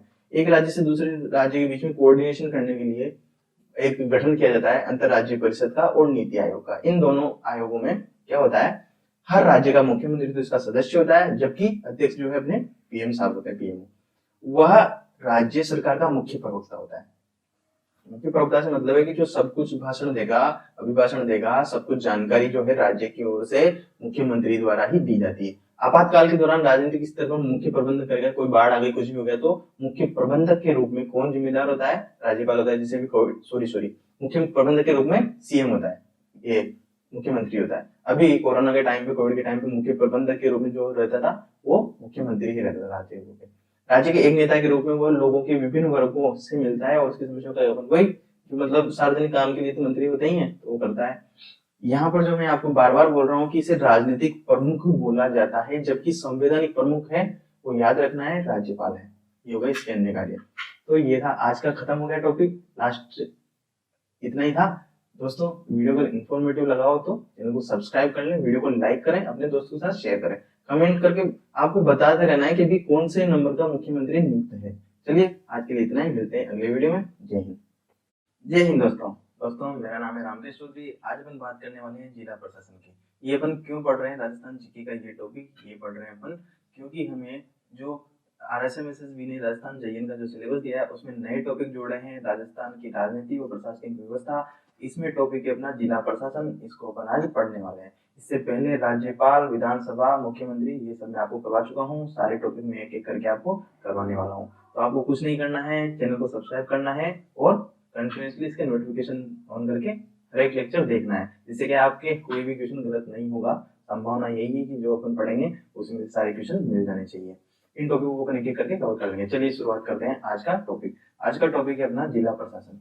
जिला प्रशासन अपन पढ़ने वाले हैं। कलेक्टर भी साथ में चलता रहेगा क्योंकि जिला कलेक्टर तो होता है जिला के प्रशासन का मुख्य कार्यकारी अधिकारी।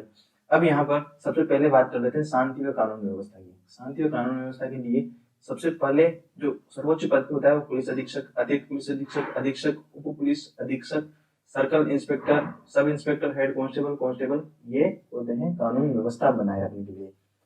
कानून व्यवस्था तो ये बनाएंगे और जिले का प्रशासन मतलब इनको गवर्न कौन करेगा, वो होगा अपना जिला कलेक्टर बोल दो उसको, और मजिस्ट्रेट बोल दो, ये हो जाएगा इनको कोऑर्डिनेट करने में। क्योंकि प्रशासन को शांतिपूर्वक समाज को चलाने के लिए जो कार्यकारी अधिकारी होता है वो जिला कलेक्टर होता है। जिला कलेक्टर के कोऑर्डिनेशन में अगर कानून व्यवस्था सही से रखनी है तो ये अपनी पूरी पुलिस की फोर्स का जो ये स्टेप बाय स्टेप जो पद है ये काम करते हैं इसके अंडर में।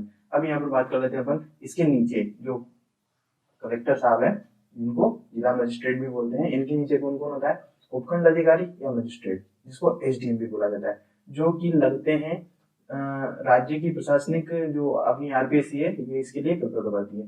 प्रमोशन हो गया फिर वो कलेक्टर बनते हैं। सीधा कलेक्टर के लिए यूपीएससी के थ्रू पेपर होता ही है। इसके नीचे जो है तहसीलदार या कार्यपालक मजिस्ट्रेट, इनके नीचे होते हैं नायब तहसीलदार जो कि उप तहसीलों पर बैठते हैं। देखिएगा जिले के लिए तो ये हो गया, खंड के लिए ये हो गया, उपखंड के लिए तहसीलदार हो गया, और उप तहसील के लिए तहसील और उप तहसील के लिए तहसीलदार और नायब तहसीलदार। साथ में ही ब्लॉक की बात करेंगे अपन तो ब्लॉक के लिए गिरदावर हो जाएंगे और पटवारी जो हो जाएगा वो खसरा वगैरह इनका आकलन करता है। ये हो गए प्रशासनिक अधिकारी, ये प्रशासन को देखेंगे समाज को किस तरीके से चलाना है। अब इसके बाद में जो नागरिक सुविधा प्रदान करना है उसके लिए जिला रसद अधिकारी होता है जो कि खाने का, भोजन का और जो स्वास्थ्य संबंधित जो भी है उनका ये प्रोवाइड करवाता है। उसके बाद में वन अधिकारी, वन की जो जिले में कितने वन हैं, किस तरीके से वनों का बढ़ाना है, इन सबको देखने के लिए वन अधिकारी होता है। स्वास्थ्य के लिए स्वास्थ्य चिकित्सा अधिकारी होता है। जिला शिक्षा अधिकारी होता है जो शिक्षा के सारे प्रबंध देखता है। जिला नियोजन अधिकारी, नियोजन अधिकारी से मतलब है कि जो भी राजस्थान सरकार द्वारा या केंद्र सरकार द्वारा जो भी योजनाएं चलाई जाती है उनको जिला नियोजन अधिकारी देखता है। वो विभिन्न स्तर पर जो अधिकारी होते हैं जिला स्तर के विभिन्न विभागों में ये सारे नागरिक सुविधाएं प्रदान करते हैं। बात करते हैं जो अपना जिला कलेक्टर है वो संपर्क मतलब जनता और प्रशासक के बीच में एक कड़ी के रूप में काम करता है। जनसंपर्क अधिकारी अपन बिठाए हुए रखते हैं, उसके नीचे उप जनसंपर्क अधिकारी होते हैं जो कि राजकोषीय कार्य के लिए कोषाधिकारी जिला मुख्यालय पर होता है, उप जिला कोषाधिकारी और उप कोषाधिकारी तहसील स्तर पर होता है। ये तो हो गई इसका स्ट्रक्चर। अब चलिए बात करते हैं इनकी जो मेन कार्य है कि ये किस तरीके से काम करते हैं और क्या क्या इनके कार्य है। तो शांति व कानून व्यवस्था बनाए रखना सबसे इम्पोर्टेंट काम क्या है जिला कलेक्टर का, शांति और कानून व्यवस्था बनाए रखना। समाज में शांति रहेगी तभी तो एक अच्छा समाज बनेगा। अब इसके लिए क्या है, इनको इनके नीचे वाले कोऑर्डिनेशन में कौन सा, ये जो ब्लॉक देखा था अपन ने, शांति और कानून व्यवस्था बनाए रखने के लिए ये सारे अधिकारी इनके नीचे अंडर में काम करते हैं। एसपी हो गया, ये सब इसके नीचे काम करेंगे, कांस्टेबल हो गया, मजिस्ट्रेट, और ये हायर रैंक के ऑफिसर हो गए और इनके नीचे ये सारे ऑफिसर हो गए जो कि शांति और कानून व्यवस्था बनाए रखने का काम करते हैं किसी भी जिले में। ठीक है, नेक्स्ट बात करते हैं और इनका दूसरा काम, वो आलेखन। राज्य में या जिले में कितनी भूमि है और कितनी भूमि पर किसान खेती कर रहे हैं, कितनी भूमि कृषि योग्य है, कितनी भूमि बंजर है और कितनी पर वन है, इन सबका लेखा जोखा रखवाने का काम किसका है, ये भी जिला कलेक्टर का है। ये करता कौन है जिला कलेक्टर के अंडर में, गिरदावरी करना बोलते हैं इसको, ये पटवारी द्वारा, तहसीलदार द्वारा ये करवाया जाता है। और जो ये गिरदावरी वसूल करते हैं, जो कर वसूल करते हैं, इसको भू राजस्व या लगान बोला जाता है। नेक्स्ट है रसद सामग्री व उपलब्ध कराना, अन्य सामग्री उपलब्ध कराना, खाने पीने की चीजें ये सब उपलब्ध करवाई जाती है। इसका जिम्मा भी कलेक्टर का होता है, जिला प्रशासक का होता है। इसके अंडर में काम करता है रसद विकास, ये अधिकारी होता है कौन सा, जिला रसद अधिकारी। ये देखिएगा यहाँ पे लिखा हुआ है जिला रसद अधिकारी। ये सारी चीजें देखता है, खाने की व अन्य सामग्री जैसे घरेलू गैस हो गया, डीजल हो गया, तेल हो गया, ये सब बाढ़ में या कहीं पे कोई दुर्घटना संभव क्षेत्र है तो वहां पर ये सारी चीजें उपलब्ध कराने का काम हो जाता है, जिम्मा हो जाता है जिला रसद अधिकारी का। बात कर लेते हैं चिकित्सा और सेवाएं, स्वास्थ्य सेवाएं उपलब्ध कराने के लिए। अगला कार्य क्या है, ये जिले में चिकित्सा और स्वास्थ्य सेवाएं उपलब्ध करानी है सभी जनता को, जो भी मतलब पूरे समाज को नशा मुक्त करना है, अच्छा स्वस्थ रखना है, तो उसके लिए सारी जिम्मेदारी कलेक्टर साहब की होती है। कलेक्टर साहब डायरेक्ट और इनडायरेक्ट ये गवर्न करते हैं। तो यहाँ पर अपन क्या है, एक अधिकारी, चिकित्सा अधिकारी या ब्लॉक चिकित्सा अधिकारी ये नियुक्त करते हैं ये सब चीजें गवर्न करने के लिए। इनको डायरेक्टली गवर्न करता है जिला कलेक्टर। ठीक है, ये सारे जिम्मेदारी हो गई। नेक्स्ट पॉइंट हो गया, ये वापस वही से आ गया, ये कृषि विकास एवं सिंचाई की सुविधा उपलब्ध कराना। पूरे जिले में अच्छे तरीके से खेती हो जिससे कि फसलें अच्छी हो और उनको, किसानों को खाद मिले, किसानों को सही तरीके से पानी की सुविधा मिले, किसानों को बिजली मिले, ये सब सुविधाएं उपलब्ध करवाने की जिम्मेदारी होती है एक कलेक्टर की। ठीक है, ये कार्य योजना में आ गया, उसका खाद बीज हो गए सब उपलब्ध होना आवश्यक है। नेक्स्ट है जिला योजना निर्माण एवं क्रियान्वयन। अब जिले के विकास के लिए योजनाएं बनाई जाती है जो सरकार के द्वारा बनाई जाती है, मुख्यमंत्री अपने विधानमंडल के द्वारा बनाई जाती है। इन योजनाओं को इन योजनाओं को लागू करके जन सामान्य तक पहुंचाने का कार्य जिला कलेक्टर का होता है। ये अपने नीचे जो सबऑर्डिनेट्स होते हैं उनके माध्यम से इनको गरीबों तक पहुंचाते हैं। नेक्स्ट हो गया वनों का विकास और पर्यावरण सुधार। अब क्या है, धीरे धीरे पर्यावरण को नुकसान होता जा रहा है, कार्बन बढ़ता जा रहा है, तो इसके लिए जिले में वनों की विकास करना, वनों की संख्या बढ़ाना या पेड़ पौधों की संख्या बढ़ाना, ये सारा जिम्मा अपने कलेक्टर साहब का होता है, उनको देखना होता है। तो यहाँ पर जिला वन अधिकारी भी हम नियुक्त कर देते हैं जो कि इन्हीं के अंडर में काम करता है।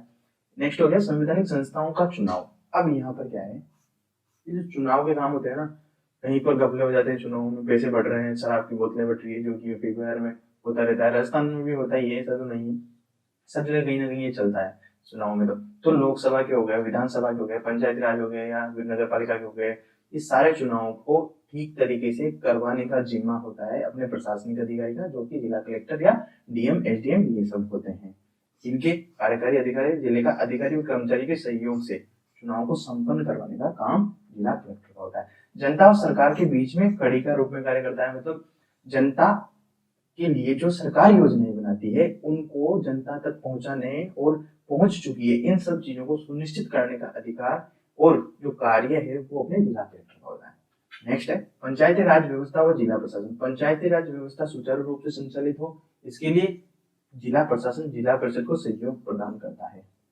मतलब जिला परिषद जो है वो पंचायतों को कोऑर्डिनेट करे, उनको अच्छी तरीके से पैसे उपलब्ध कराए, उनमें सारी सुविधाएं उपलब्ध करवाए। तो इसके लिए जो आदेश देने होते हैं या उनको सारी चीजों को देखना होता है वो जिला कलेक्टर के अंडर में होता है। जन समस्याओं को सुनना, शिकायतों को सुनना, उनका निवारण करना, कहीं पर भूमि का किसी की भूमि पर कोई अतिक्रमण कर रहा है या सार्वजनिक भूमि पर कोई अतिक्रमण कर रहा है, यातायात की कोई समस्या है, ये जो सारी समस्याएं जनता से जुड़ी हुई, इन सारी समस्याओं को अपने जिला कलेक्टर साहब को देखना होता है। तो दोस्तों ये कुछ इंपोर्टेंट कार्य हैं जो कि जिले के प्रशासनिक अधिकारी के होते हैं, यही अपने कहीं ना कहीं डायरेक्ट इनडायरेक्ट रूप से पूछे जाएंगे। जिला स्तरीय शैक्षिक प्रशासन। अब जो शिक्षा की जो सारी व्यवस्थाएं हैं, गरीब बच्चों को शिक्षा मिले, 7 दिन निःशुल्क शिक्षा मिले, सारे बच्चे शिक्षित हों, ये सब जो कार्यक्रम शिक्षा के क्षेत्र में चलाए जाते हैं इन सबका संचालन करना है, इनको जन सामान्य तक पहुंचाना, समय समय पर खेलकूद प्रतियोगिताओं का आयोजन करवाना, अन्य कार्यक्रम जो जन जागरण से संबंधित है इनका आह्वान करवाना, ये सारे कार्य अपने जिला कलेक्टर के अंडर में आते हैं, जिला प्रशासन के भाग है। साथ में इसके अन्य महत्वपूर्ण कार्य क्या है, जैसे किसी जिले में राष्ट्रपति आ रहा है, किसी प्रधानमंत्री आ रहा है, राज्यपाल आ रहा है, मुख्यमंत्री आ रहा है, तो इन सबकी सुरक्षा के साथ साथ इनके जो दौरे हैं इनको निर्बाध, कोई मतलब ये जो धरने पर बैठ जाते हैं ये सब ना होना, ये सब देखने की जिम्मेदारी होती है अपने जिला कलेक्टर की, इन सबको सहयोग प्रदान करवाना। तो दोस्तों ये थे इम्पोर्टेंट टॉपिक और इम्पोर्टेंट पॉइंट जो अपने इसमें पढ़ चुके हैं। जिला प्रशासन अपन कवर कर चुके हैं। नेक्स्ट टॉपिक रहेगा अपना लोक आयुक्त, इसको अपन शुरुआत करते हैं अगले लेक्चर में। दोस्तों अगर वीडियो अच्छा लगा हो तो चैनल को सब्सक्राइब कर लें और अपने दोस्तों के साथ शेयर करें, लाइक करना ना भूलें, कमेंट करके बताते रहें कि अगर कोई टॉपिक कहीं पर छूट रहा है तो अपन उसको नेक्स्ट वीडियो में कवर कर लेंगे। आज के लिए इतना ही, मिलते हैं नेक्स्ट वीडियो में। जय हिंद। जय हिंद दोस्तों, मैं हूँ रामकेश चौधरी। आज हम बात करने वाले हैं लोकायुक्त की। लोकायुक्त और लोकपाल अपने सिलेबस में ऐड है। ये टॉपिक अपन क्यों पढ़ रहे हैं, क्योंकि आईआरएस जेईई का जो सिलेबस है उसमें नया टॉपिक जुड़ा है, राजस्थान की राजनीति और प्रशासनिक व्यवस्था। इसको अपन 1 बाय 1 सारे टॉपिक कर रहे हैं। राज्यपाल से अपन स्टार्ट किया था, ये सारे टॉपिक अपन कवर कर चुके हैं। लोकायुक्त पर आज अपन बात करने वाले हैं, बाकी के बचे हुए टॉपिक अपन एक एक वीडियो में सारे कवर कर लेंगे। तो यहाँ पर ये 5वां लेक्चर है। चलिए शुरू करते हैं, क्या होता है लोकायुक्त जानते हैं। लोकायुक्त, इसमें वर्ड में बात करें अपन तो वर्ड में इसको एक शब्द है अलग अलग कंट्री में इसको अलग अलग नामों से जाना जाता है। सबसे पहले बात करें, एक कॉमन नेम है अम्बुड्समैन, इस नेम से इसको मैक्सिमम देशों में है वहां पर इसको जाना जाता है। लेकिन इंडिया की बात अगर मैं करूँ तो इंडिया में इसको लोकपाल या लोकायुक्त दो शब्दों से देखा जाता है। लोकपाल की बात करेंगे अपन अगर कंट्री के बेस में करेंगे, भारत के बेस में, केंद्रीय सरकार के बेस में करेंगे तो लोकपाल शब्द वहां पर यूज होगा। जबकि अगर राज्यों के बेस में अपन बात करेंगे और राजस्थान की खासकर बात करेंगे तो लोकायुक्त शब्द का यहाँ पर प्रयोग होगा। ये आया कहाँ से? सर्वप्रथम सबसे पहले बात करें अपन तो 1963 में, 1963 में एमएल सिंघवी हुए, डॉक्टर एमएल सिंघवी, जिन्होंने क्या किया, जिन्होंने ये शब्द लोकायुक्त या लोकपाल शब्द का सबसे पहले प्रयोग किया। मतलब रिप्रेजेंटेटिव, एक जनता का, हाँ, हेल्पर जिसको अपन बोल सकते हैं, या जनता का रिप्रेजेंटेटिव अपन जिसको बोल सकते हैं। तो यहाँ पर क्या है, इसका एक जो कहाँ से आया है, जनरली देखा जाए तो संस्कृत के दो शब्द हैं, लोक और पाला। लोक का अर्थ होता है लोगों से, पाला का अर्थ होता है संरक्षक से, तो जिससे ये शब्द निकल के आया लोकपाल, मतलब लोगों का संरक्षक। अब यहाँ पर अपन बात करें तो इसको क्या है, एम्बुड्समैन का एक रिप्रेजेंटेटिव या एजेंट के नाम पर इसका अर्थ जो है वो निकल के आता है। इसको रिप्रेजेंटेटिव या एजेंट बोला जाता है। इसका मेन क्या काम है, ये जो शब्द है, संस्था है, इसका क्या काम है? इसका काम है कि जनता को, अगर कोई भी अधिकारी हो गया, कोई भी संस्थान हो गया, या फिर कोई भी डिपार्टमेंट हो गया, अगर वो आम आदमी के अधिकारों का हनन कर रहा है, मतलब भ्रष्टाचार कर रहा है, किसी भी काम में देरी कर रहा है, या सही तरीके से काम नहीं कर रहा है, मंत्री तक भी, तो इसके उनके विरुद्ध इसमें शिकायत की जा सकती है। ये इसका मेन काम हो गया। ये तो काम जान लिया अपन ने। अब देख लेते हैं कि किस देश में इसको किस नाम से जाना जाता है। देशों का जानना भी थोड़ा सा जरूरी है। ब्रिटेन, डेनमार्क और न्यूजीलैंड की अगर मैं बात करूं तो वहां पर इसको बोला जाता है पार्लियामेंट्री कमिश्नर्स। ब्रिटेन, डेनमार्क और न्यूजीलैंड तीन देश हो गए, इनमें इसको बोला जाता है पार्लियामेंट्री कमिश्नर्स। और रूस में इसको बोला जाता है प्रोसिक्यूटर। रूस में क्या बोला जाता है इसको? प्रोसिक्यूटर। रूस वही जो अभी के ऊपर आक्रमण करके बैठा हुआ है। सर्वप्रथम 1970 में, अपन इंडिया की बात करें तो 1970 में जो उड़ीसा है उसमें लोकपाल का प्रावधान किया गया। उसके बाद में 1971 में अपने महाराष्ट्र में, और राजस्थान की बात अगर मैं करूं तो राजस्थान में 1973 में लोकपाल का गठन किया गया है, लोकपाल पद का बिल लाया गया। यहाँ पर एक और ध्यान देने वाली बात है कि सबसे पहले करने वाला जो है उड़ीसा है 1970 में, और उड़ीसा ने अभी एक लोकपाल बिल भी पारित किया है सन 2014 में। ये दोनों बातें याद रखनी है अपन को। यहाँ से एक और चीज है, वो क्या है कि जो लोकपाल है, जो राजस्थान में 1973 में आया, इससे पहले भी क्या कोई संस्था थी क्या जो कि जनता के हितों में काम करती हो? जी हाँ। तो इससे पहले भी एक संस्था थी जिसे कहा जाता था कि जन अभियोग निराकरण विभाग के नाम से जिसे जाना जाता था, लेकिन ये संविधान में नहीं थी, संवैधानिक पद नहीं था। ये मात्र एक संस्था थी जो कि बनाई गई थी जनता के समाधानों को या समस्याओं का निराकरण करने के लिए। अब अपन बात कर लेते हैं आगे। तो यहाँ पर देखिए, आगे देखते हैं आगे क्या सीन है। अब जो ये संशोधन ये आया, लोकपाल लोकायुक्त का विधेयक आया राजस्थान में, यहाँ पर इसका कारण क्या था कि जो आम जन में विश्वास बनाना था इन सामाजिक और जो ये सरकारी तंत्र है इनके प्रति, मतलब ईमानदारी से काम करें, सब अपने पद पर रहें, पद का दुरुपयोग ना करें, भ्रष्टाचार ना करें, और अपने कर्म को सही से करें, इसके लिए इसकी स्थापना की गई। ये कब की गई? राजस्थान में 1973 में, लोकायुक्त के रूप में। दोस्तों इसकी पीडीएफ आपको कंप्लीटली मिल जाएगी। वीडियो के डिस्क्रिप्शन में मैं एक टेलीग्राम चैनल का लिंक दे दूंगा, वो ज्वाइन करके आप इसकी कंप्लीट पीडीएफ अपन जितने भी लेक्चर पढ़ेंगे सभी के कमेंट पीडीएफ में प्रोवाइड करा दूंगा लास्ट में, आप उससे पूरा रिवाइज कर सकते हैं। तो इसके लिए कतई भी आपको टेंशन लेने की जरूरत नहीं है। अब यहाँ पर लिखा हुआ है कि 3 फरवरी 1973 को, 3 फरवरी 1973 को ये राजस्थान में प्रभावी हुआ, जबकि 26 मार्च 1973 को राष्ट्रपति का साइन हो गए थे। मतलब ये एक विधेयक बन गया था और संपूर्ण भारत में ये लागू हो गया था। अब केंद्र की बात करें तो केंद्र में अभी लोकायुक्त अधिनियम आया, कब आया? ये 2013 में, जब लोकपाल का पद आया। और ये 1 जनवरी 2014 को रूल बन गया कि एक लोक आयुक्त और एक लोकपाल होगा। लोकपाल जो है वो तो होगा सेंटर के लिए, लोकायुक्त होगा जो राज्य के लिए होगा। इतनी देर से बात कर रहे हैं लोकायुक्त लोकपाल की, तो ये भी जान लेते हैं कि राजस्थान के लोकायुक्त हैं जो वर्तमान में कौन है। लोकायुक्त से मतलब हो गया कि जो आम जन की बातों को, सरकार में अगर कोई दुरुपयोग कर रहा है, आम जन के सरकारी पद पर रहकर आम जन के हितों का कोई दुरुपयोग कर रहा है या भ्रष्टाचार कर रहा है, तो उसके खिलाफ अपन को सहायता कौन करेगा? प्रताप कृष्ण लोहरा जी करेंगे। अभी वर्तमान में लोकायुक्त है राजस्थान के। कार्यप्रणाली की बात करें तो कार्यप्रणाली में कुछ नहीं है, कोई भी व्यक्ति एक जनसामान्य जिसके खिलाफ अपन को शिकायत करनी है, उसका पद, उसका नाम, मुद्दा क्या है और उसके खिलाफ क्या साक्ष्य है अपने पास, ये सब लिखने, साथ ही अपना नाम, अपना पता, अपना क्या व्यवसाय है स्वयं का, ये सब भी लिखना है। और आप इसको डाक के माध्यम से भेजो, फैक्स के माध्यम से भेजो या ईमेल करो, ये सारी जानकारी यहाँ पर आ गई है। ये सब इसमें मुद्दा उसमें डिफाइन करना है कि क्या मुद्दा है। अगर मान लीजिए जिसने शिकायत की है, जिस भी व्यक्ति के खिलाफ, जिस भी पदासीन अधिकारी के खिलाफ, अगर वो व्यक्ति चलता बना या मतलब स्वर्ग सिधार हो गया, मृत्यु होगी उसकी, तो जो उसका उत्तराधिकारी होगा वो इसमें अपील कर सकता है या फिर इसके आगे की जो कार्रवाई होगी उसमें भाग लेगा। तो इसके लिए पैसे टके तो लगने ही है भाई साहब, 10 रुपए देने पड़ेंगे आपको, स्टाम्प या नोटरी करा के 10 रुपए की, और भेजना पड़ेगा उसके बाद। तो ये एक न्यायिक अभिक्रिया है, मतलब इसमें पुलिस का भी रोल रहता है।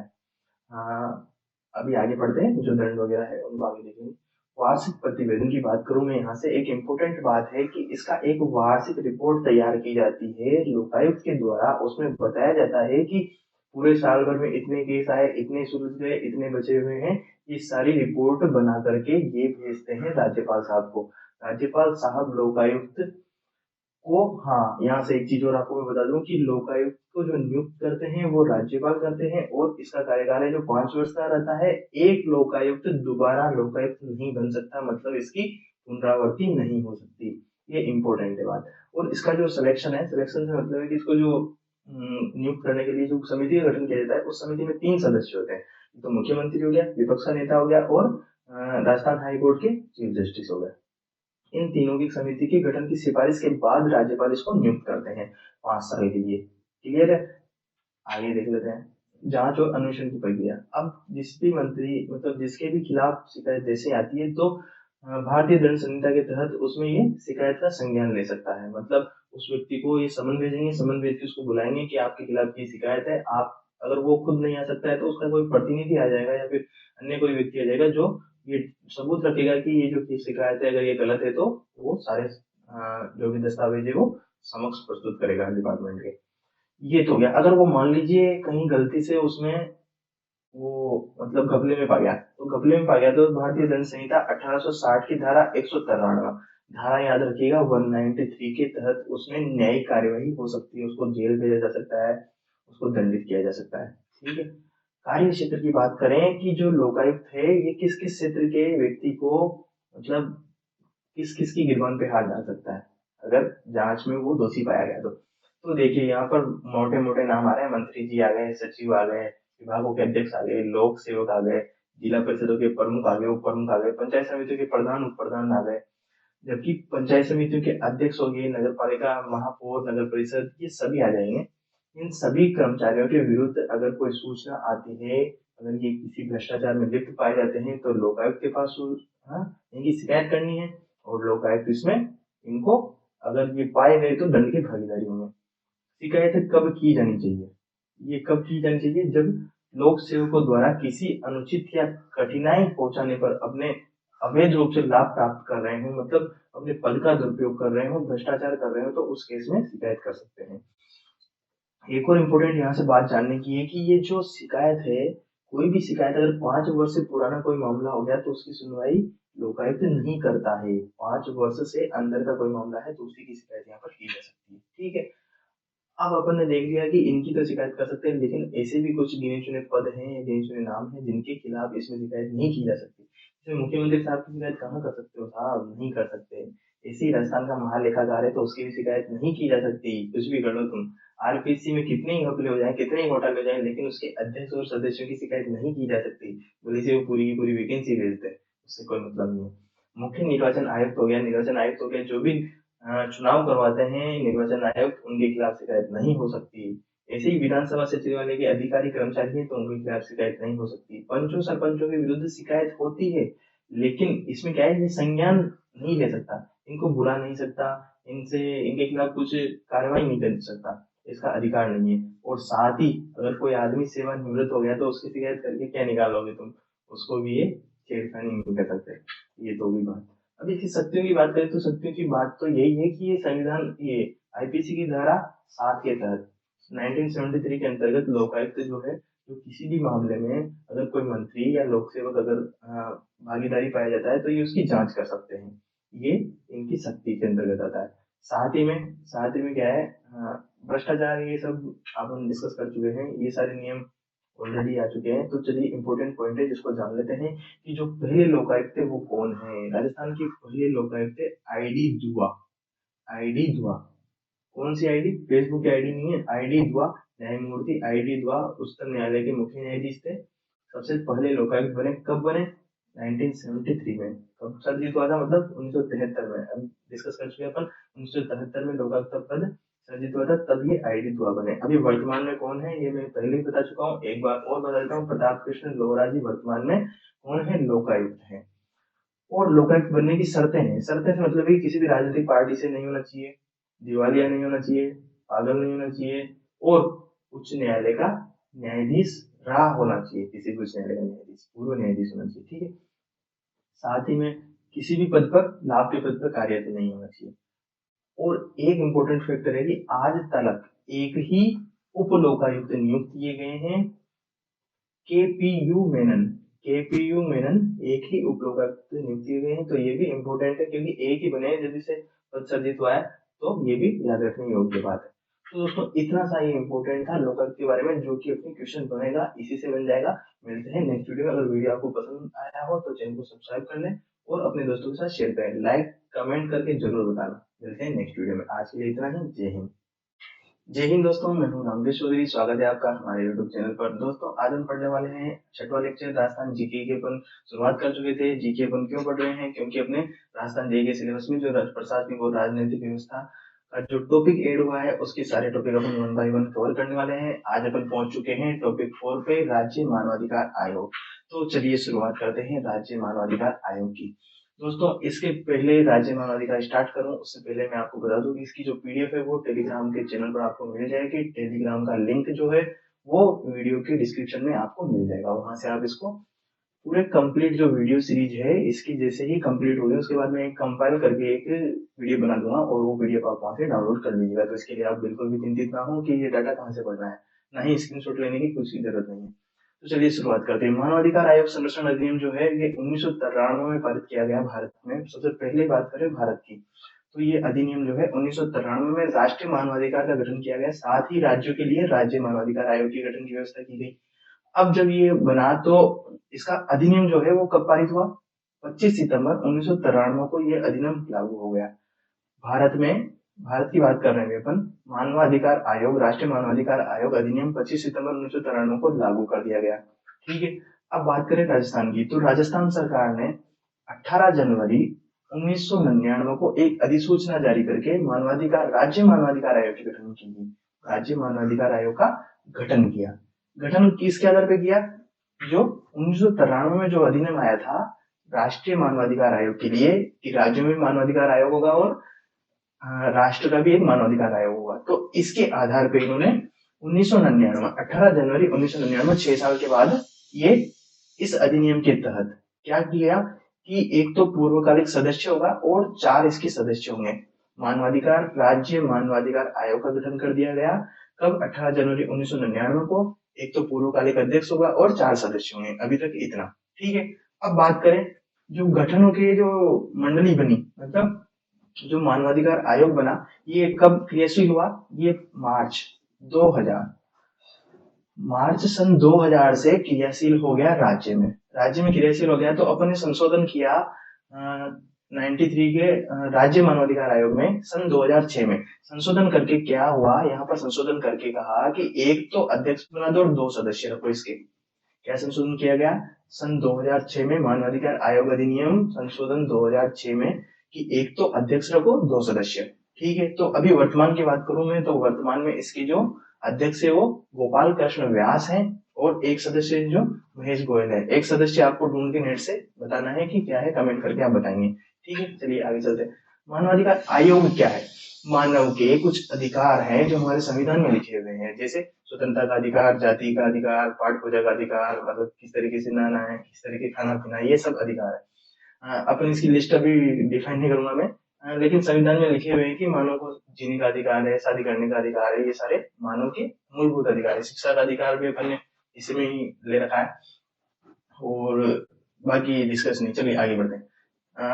तो यहाँ पे क्या कहा कि इसमें 93 में मानवाधिकार संविधान द्वारा 93 में अपन ने जो ये अमेंडमेंट किया, मतलब ये संविधान अपन विधेयक लाए, तो इस विधेयक में बोला कि संविधान में हमने ऑलरेडी मानवाधिकारों का डिस्क्राइब किया हुआ है। तो ये कब से, 26 दिसंबर 1966 से अभी स्वीकृति इसको ऑलरेडी मिली हुई है, ये अपन ने देखा। अब यहाँ पर जो है इसकी स्थापना तो पहले ही डिस्कस कर चुके हैं कि 1993 में धारा 21 की 2 के तहत राजस्थान में मानवाधिकार आयोग की स्थापना की गई। कब की गई? 18 जनवरी, काम नहीं कर रहा है ये,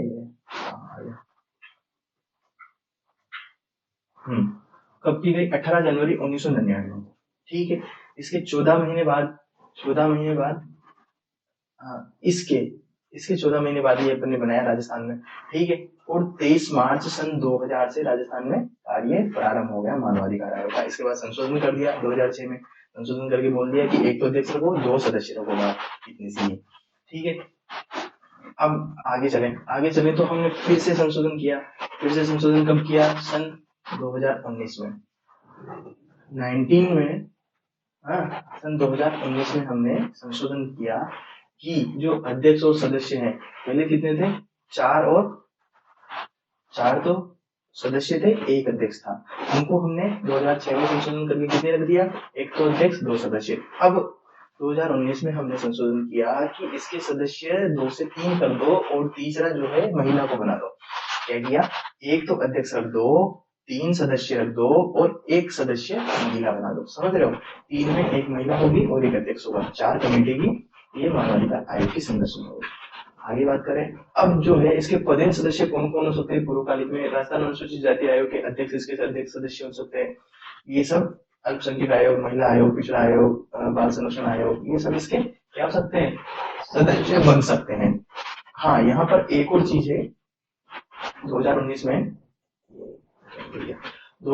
में एक और चीज की गई कि जो ये अध्यक्ष है और जो सदस्य है, पहले तो क्या था कि एक बार ही इस पद पर रह सकता है, लेकिन 2019 में हमने संशोधन करके ये कर दिया कि अगर एक बार कोई इसका अध्यक्ष बन गया तो वो फिर से अध्यक्ष बन सकता है, वरना इससे पहले ये थी कि एक बार अगर बन गया तो दोबारा उसको पुनरावृत्ति नहीं होगी, मतलब रिपीटेशन नहीं होगा अध्यक्ष का। ठीक है, अब अध्यक्ष के बारे में ये वापस से वही आ गई कि एक बहुसदस्य आयोग होगा, एक तो अध्यक्ष होगा और जो अध्यक्ष होगा वो उच्च न्यायालय मुख्य न्यायाधीश हो या रहा हो। मतलब जो अध्यक्ष के लिए योग्यता है वो उच्च न्यायालय का, किसी भी उच्च न्यायालय का न्यायाधीश रहा हो या हो, वर्तमान में हो, तो अध्यक्ष बन सकता है।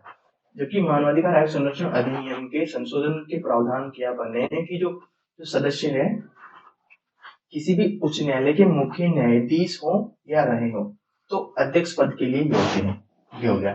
ठीक है, अब सदस्य के लिए जो योग्यता निर्धारित की, तो सदस्य के लिए वह व्यक्ति योग्य है जो किसी उच्च न्यायालय का न्यायाधीश हो या रहा हो, वह जिला न्यायालय, समझ रहे हैं, जिला न्यायालय के न्यायाधीश हो या रहा हो, साथ ही वह व्यक्ति किसी उच्च सेवा का अधिकारी हो, किसी हायर लेवल पे वो अधिकारी हो जिसे कम से कम 7 वर्षों का अनुभव हो, एक्सपीरियंस होना चाहिए 7 वर्ष का, तो वो सदस्य बन सकता है। अपन ये बात डिस्कस कर चुके हैं कि एक सदस्य महिला रहेगी। अब इसमें आयोग का सचिव या अधिकारी की बात करें अपन, आयोग का प्रमुख कार्यकारी अधिकारी कौन होता है? सचिव होता है, आयोग का सचिव होता है। ये प्रशासनिक अधिकारी होता है, ये अपने यूपीएससी के थ्रू जो आते हैं वो होता है सचिव। मुख्य कार्यकारी अधिकारी की बात करेंगे तो सचिव हो जाएगा। ठीक है, अब यहाँ पर जो अन्य जो अन्वेषण या फिर ये क्या है, ऑर्डर देते हैं, मतलब ये किसी भी कोई भी सूचना हुई तो उसमें डायरेक्ट इन्वॉल्व नहीं हो सकते ये, ना ही तो उसकी जांच खुद कर सकते हैं, ना ही उसकी न्यायिक अभिक्रिया, ना ही उसको कोई कानूनी कार्रवाई कर सकते हैं। मतलब शेर तो इनको बना दिया, लेकिन बिना दांतों वाला शेर कहा गया इनको एच.एल. दत्तू ने क्या कहा गया? मानवाधिकार आयोग को बिना दांतों वाला शेर कहा गया। ठीक है, तो यहाँ से ये अन्वेषण के लिए महानिदेशक, इस महानिदेशक को इसको नियुक्त करते हैं अधिकारी को, और ये आगे लिस्ट ही से ये इसको ऑर्डर देता है, ये रजिस्ट्रार को, ये उप सचिव को, ये अतिरिक्त अधीक्षक को, ये सब एक चेन है जिसके माध्यम से इसके अन्वेषण का कार्य किया जाता है, मतलब जांच का कार्य किया जाता है। अध्यक्ष और सदस्य की नियुक्ति के लिए अपन बात करें, एक समिति का गठन किया जाता है। समिति में कौन कौन होगा? मुख्यमंत्री साहब होंगे, विधानसभा का अध्यक्ष होगा, गृह मंत्री होगा और विधानसभा के विपक्ष के नेता होंगे।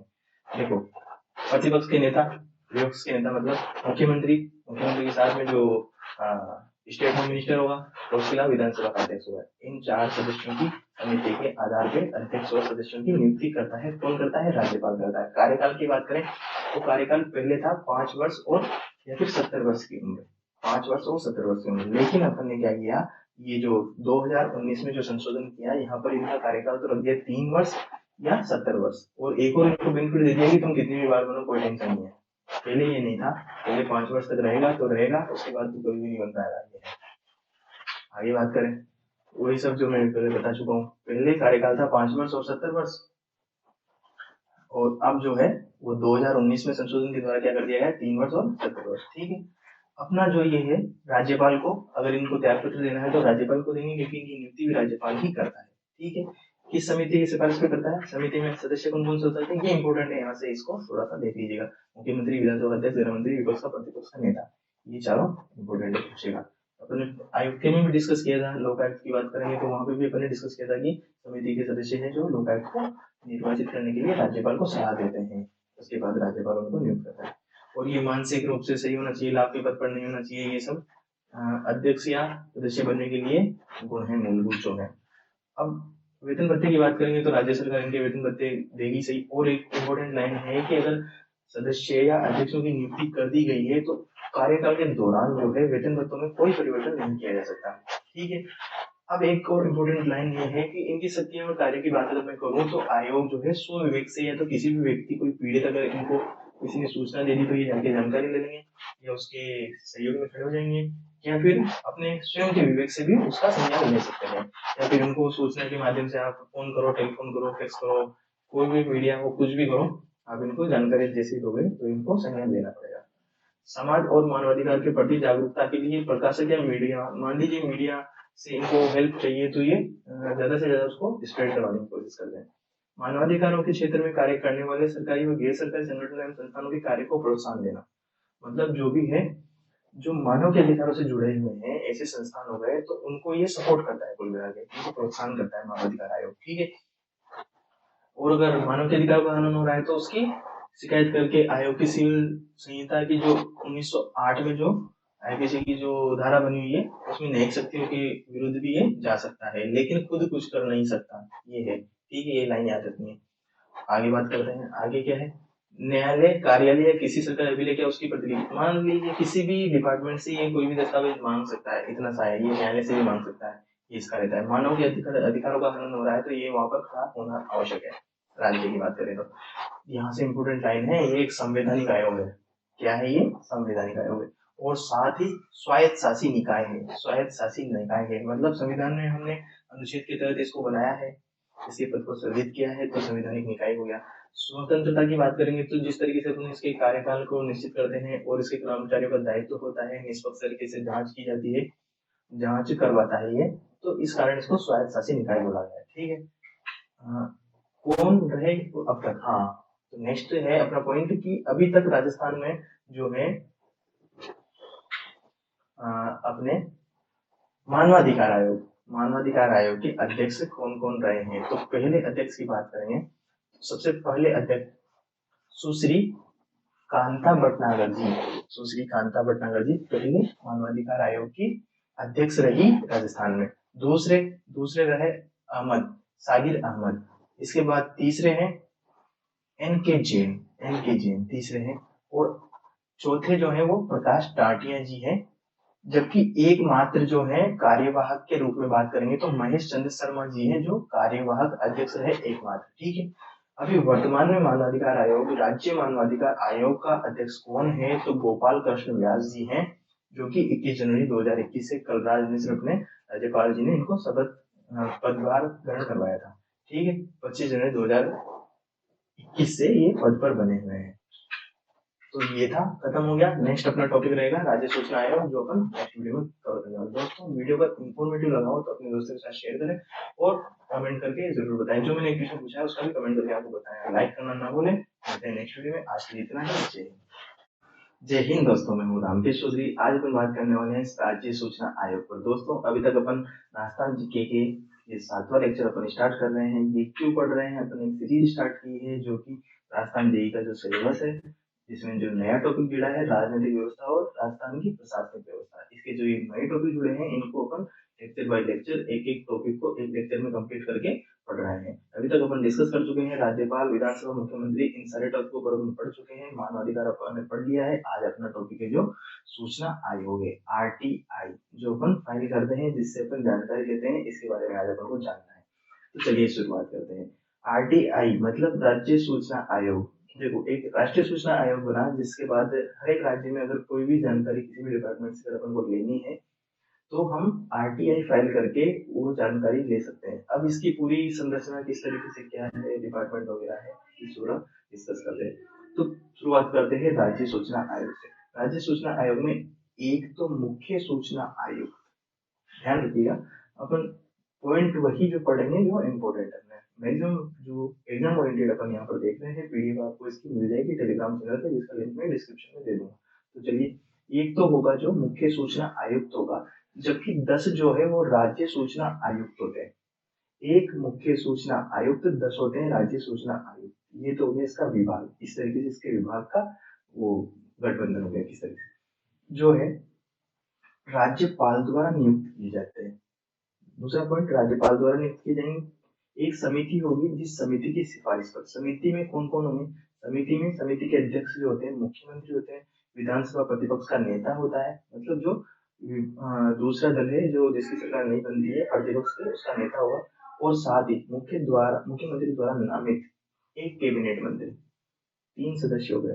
राज्यपाल को जो सिफारिश करेंगे उस समिति में 3 सदस्य हो गए, मुख्यमंत्री हो गया, प्रतिपक्ष का नेता हो गया, साथ ही कैबिनेट का एक मंत्री होता है जिसे मुख्यमंत्री नामित करता है। ये सदस्य मुख्य सूचना आयुक्त साथ ही जो राज्य के 10 सूचना आयुक्त है इनको नियुक्त करने के लिए सिफारिश करते हैं राज्यपाल को। बात क्लियर है। अब यहाँ पर आप बात करते हैं इस पद पर नियुक्त होने वाले व्यक्ति को, अब उसमें क्या क्या गुण होने चाहिए। एक तो जो सार्वजनिक जीवन है उसमें श्रेष्ठ होना चाहिए वो, साथ ही किसी लाभ के पद पर नहीं होना चाहिए, राजनीतिक दल से संबंध नहीं होना चाहिए, व्यापारी पेशे से नहीं होना चाहिए, और सूचना का अधिकार अधिनियम 2005 राज्य स्तर पर राज्य सूचना आयोग के निर्माण की अनुमति प्रदान करता है। मतलब जो सूचना का अधिकार है ये राज्य स्तर पर किसी भी कार्य से संबंधित अगर आपको सूचना लेनी है तो इसके लिए अनुमति देता है, और जो ये व्यक्ति है जिसमें सारे गुण हैं वो इसका मुख्य सूचना आयुक्त बन सकता है। अगर बात करते हैं कार्यकाल और सेवा की, कार्यकाल जो है बेसिकली अगर देखा जाए तो राष्ट्रपति द्वारा मतलब संसद द्वारा इसके कार्यकाल का निर्धारण किया जाता है कि कितने साल का कार्यकाल होगा। और अगर अपने देखें फॉर्म में तो 5 साल की अवधि होती है। 5 साल तक मुख्य सूचना आयुक्त होता है जिसका कार्यकाल मेनली 5 साल या फिर 65 वर्ष की आयु, इन दोनों में से जो भी पहले होगी जहां तक ये कार्यकाल रहेगा। एक यहाँ पर मोस्ट इंपोर्टेंट थिंग है कि पुनर्नियुक्ति का पात्र नहीं होता। एक ही व्यक्ति को दोबारा से मुख्य सूचना आयुक्त और राज्य सूचना आयुक्त नहीं बनाया जा सकता। क्लियर है। राज्य सूचना आयोग की शक्तियां और कार्य, अब ये क्या क्या कर सकता है इसके बारे में देखते हैं। देखिएगा, ये एक एनुअल रिपोर्ट तैयार करता है। सबसे पहले तो जो आयोग है वो एक एनुअल रिपोर्ट तैयार करता है कि हमारे पास इतनी आरटीआई फाइल्स आई और हमने इतनी आरटीआई फाइल्स का जवाब दे दिया। ये आरटीआई फाइल्स इस डिपार्टमेंट से संबंधित थी, बाकी ये इस डिपार्टमेंट से संबंधित थी। ये सारी रिपोर्ट देखिए किसको देता है, ये राज्य सरकार को सौंप देता है, और राज्य सरकार इसको राज्यपाल के आदेश पर विधानसभा के समक्ष प्रस्तुत करती है। ठीक है, क्लियर। यदि कोई उचित आधार नहीं मिलता है किसी सूचना का, मान लीजिए किसी ने कोई सूचना मांगी और उसका उचित आधार नहीं मिलता है तो राज्य सूचना आयोग किसी भी मामले में जांच का आदेश दे सकता है। ये जांच करवा सकता है अगर किसी भी मामले की कोई गंभीर स्थिति पाई गई तो आयोग के पास लोक प्राधिकरण द्वारा अपने निर्णय के अनुपालन को सुरक्षित करने का अधिकार है। मतलब इन्होंने जो निर्णय दे दिया वो सेफ रहेगा, उस पर आप कोई बदलाव नहीं कर सकते। ये इनके पास ऑथोराइजिंग नहीं सकती है। यह आयोग का कर्तव्य है कि किसी भी व्यक्ति से प्राप्त एक शिकायत की पूछताछ करें। मान लीजिए हर एक शिकायत पर इनको पूछताछ करनी है, हर एक शिकायत का इनको जवाब देना है, ये आयोग का कर्तव्य हो जाता है, ये इसका मुख्य कार्य है। एक शिकायत की जांच के दौरान ऐसे किसी भी रिकॉर्ड की जांच कर सकता है जो लोक प्राधिकरण के नियंत्रण में हो, और इस तरह रिकॉर्ड के किसी भी आधार पर रोका नहीं जाएगा। मान लीजिए इसको राजस्व विभाग से कोई जानकारी लेनी है या कोई ऐसी जानकारी है जो देने से इनकार कर दिया, न्यायालय से कोई जानकारी लेनी है तो ये उसके लिए आदेश दे सकता है और ये जानकारी इसको मिलेगी। ठीक है, बात करते हैं जांच करते समय आयोग के पास निम्नलिखित मामलों के संबंध में सिविल न्यायालय की शक्ति होती है। अगर मान लीजिए कुछ ऐसे है केस आ गए कि न्यायालय में जाना पड़ेगा इसको, ठीक है, तो ये भी इसके पास शक्ति होती है। अब ये कब किस केस में जा सकता है, दस्तावेजों की पड़ताल और निरीक्षण की आवश्यकता होती है, तो ये किसी भी डिपार्टमेंट से दस्तावेज मांग मांग सकता है और उसका निरीक्षण कर सकता है, उसकी जांच करवा सकता है। गवाहों, दस्तावेजों और अन्य किसी मामले का जिसका निर्धारण किया जा सकता है, पूछताछ के लिए समन जारी से कर सकता है। किसी भी डिपार्टमेंट के किसी भी सदस्य को पूछताछ के लिए समन जारी कर सकता है, अगर उसके विरुद्ध कोई मान लीजिए आरटीआई फाइल की है किसी ने और वो उसमें पाया गया है, तो समन जारी कर सकता है आरटीआई के थ्रू। लोगों को बुलाना और उपस्थित होने के लिए कहना, मतलब समझ रहे हो, लिखित और मौखिक में सबूत इकट्ठे करने की जिम्मेदारी इसकी है, शक्ति है इसके पास, ये कर सकता है। शपथ पत्र और साक्ष्य प्राप्त कर सकता है, कि इससे कोई शपथ पत्र लेना है और साक्ष्य बनाना है तो वो उसको बना सकता है। ये सारी शक्तियां अपने किसके पास है, जो सूचना आयोग है इसके पास। नेक्स्ट, इसके मूल्यांकन की बात अगर अपन करें तो जानकारी देने के लिए आयोग के पास सीमित शक्तियां हैं। सीमित शक्तियां कैसे है कि विसंगतियों को देखने के बावजूद भी यह कार्यवाही नहीं कर सकता।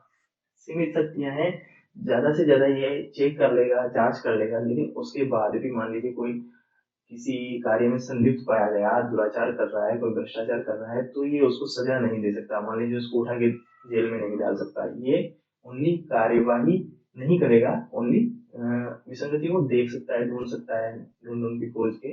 मतलब वही जो अपन ने पहले बात की थी कि शेर तो बना दिया लेकिन बिना दांतों वाला शेर बना दिया, वैसा ही हाल इसका भी है। हालांकि राज्य सूचना आयोग सार्वजनिक जीवन में पारदर्शिता सुनिश्चित कर रहा है, वो तो कर ही रहा है, पारदर्शिता तो बता ही देता है कि सबको इन्फॉर्मेशन मिल जाती है कि डिपार्टमेंट में क्या चल रहा है। काफी अच्छा है आरटीआई का कंसेप्ट है। इस प्रकार के भ्रष्टाचार, भाई भतीजावाद, उत्पीड़न, अधिकार, इनका दुरुपयोग हो रहा था, काफी हद तक वो कम हुआ है, लोग बाग डरने लगे हैं थोड़े से कि आरटीआई फाइल करके मेरी सारी जानकारी ले लेंगे। राज्य सूचना आयोग का गठन, इसकी बात करें तो गठन का वो अभी अपन ने डिस्कस किया ही है।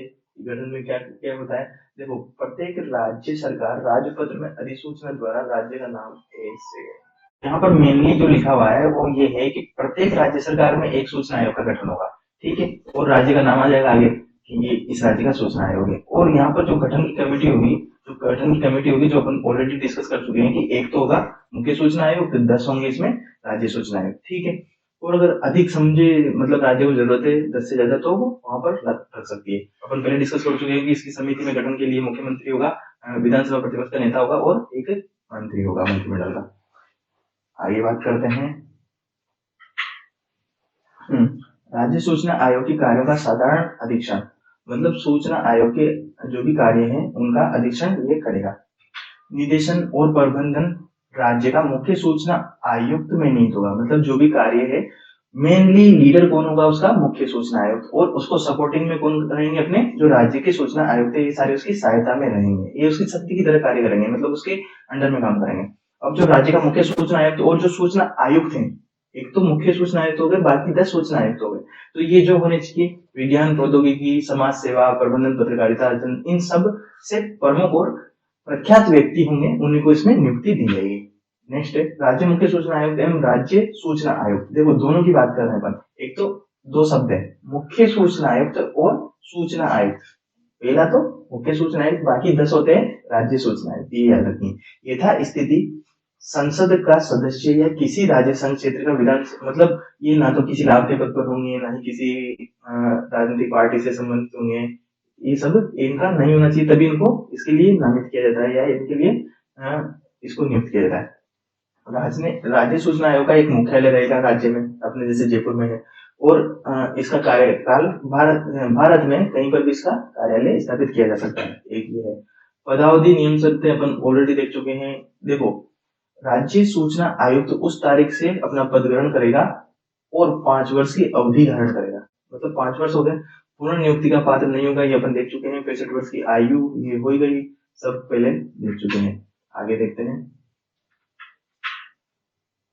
हाँ, राज्य मुख्य सूचना आयुक्त और कोई राज्य सूचना आयुक्त अपना पद ग्रहण करने से पूर्व मेनली क्या है, जो इनको नियुक्त करता है, राज्य की बात करें तो राज्यपाल के हस्ताक्षर सहित एक लेटर जारी किया जाता है, उसके आधार पर इनकी नियुक्ति की जाती है।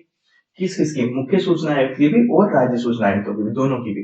तो इस प्रारूप में शपथ लेता है ये और हस्ताक्षर का लेटर जारी करता है राज्यपाल, और अपना जो त्याग पत्र है किस देते हैं, राज्यपाल को देते हैं, ठीक है। राज्यपाल इनको हटा भी सकता है बीच में, ये अपना त्याग पत्र है जो राज्यपाल को दे देगा, राज्यपाल इन्हें हटा भी सकता है। अब हटाने की क्या शर्तें हैं वो डिस्कस कर लेते हैं। हटाने की जो शर्तें हैं, मान लीजिए किसी भी अनाचार या किसी भी गलत तरीके से इन्होंने अपने पद का मिसयूज किया है, तो उस केस में उच्चतम न्यायालय, जैसे जोधपुर हाई कोर्ट है, ये कोई डिसीजन देता है या फिर कोई जांच करके रिपोर्ट पेश करता है, तो उस रिपोर्ट के आधार पे राज्यपाल साहब जो है एक आदेश पारित करेंगे और इसको सस्पेंड कर देंगे, अपने पद से सस्पेंड कर देंगे या फिर इसको हटा देंगे। ठीक है, ये तरीका होता है इसको हटाने का। अगर और यथास्थिति, जैसे मान लीजिए कि कोई भी राज्यपाल है और सूचना आयुक्त है, तो किसी राज्य की सूचना आयुक्त को आदेश द्वारा पद से हटा सकेगा राज्य मुख्य सूचना आयुक्त को। हाँ, एक और क्या कारण हो सकते हैं जिनके आधार पर हटाया जा सकता है?